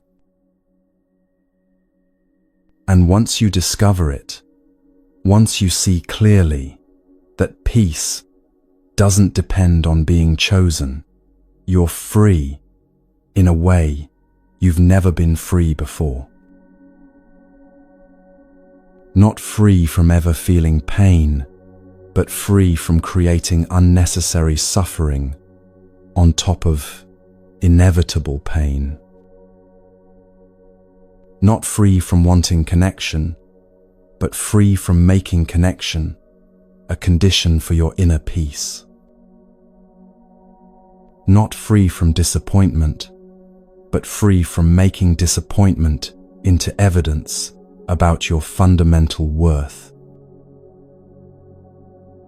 This is the liberation the Buddha taught, not transcendence of human experience, but wisdom in how you relate to it.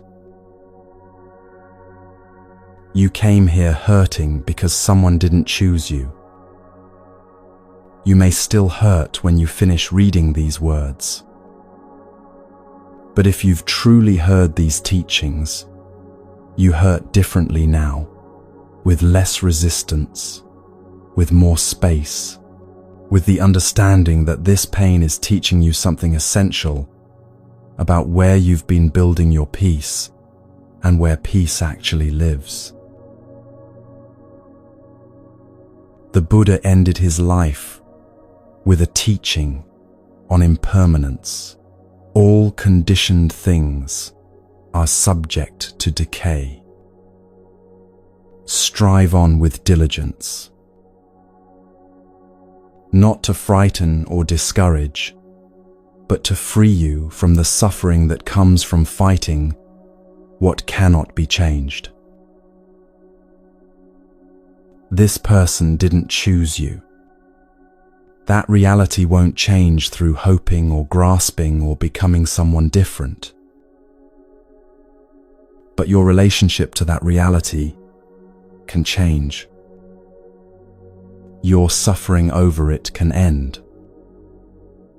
Your peace can emerge from underneath the grasping, whole and unbroken, exactly as it's always been. This is the teaching. This is the path. This is liberation through release.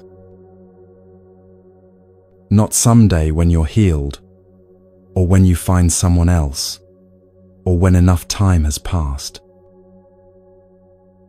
Now, In this moment, when you finally stop fighting what is and start meeting reality with wisdom, with compassion, with the understanding that peace was never dependent on being chosen in the first place.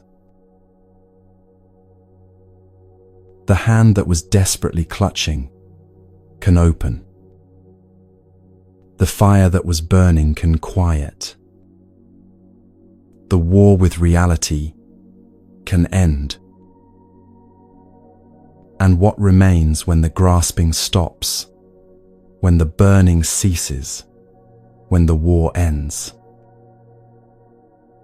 Just this, peace, simple and natural, exactly as the Buddha promised it would be when you finally let go.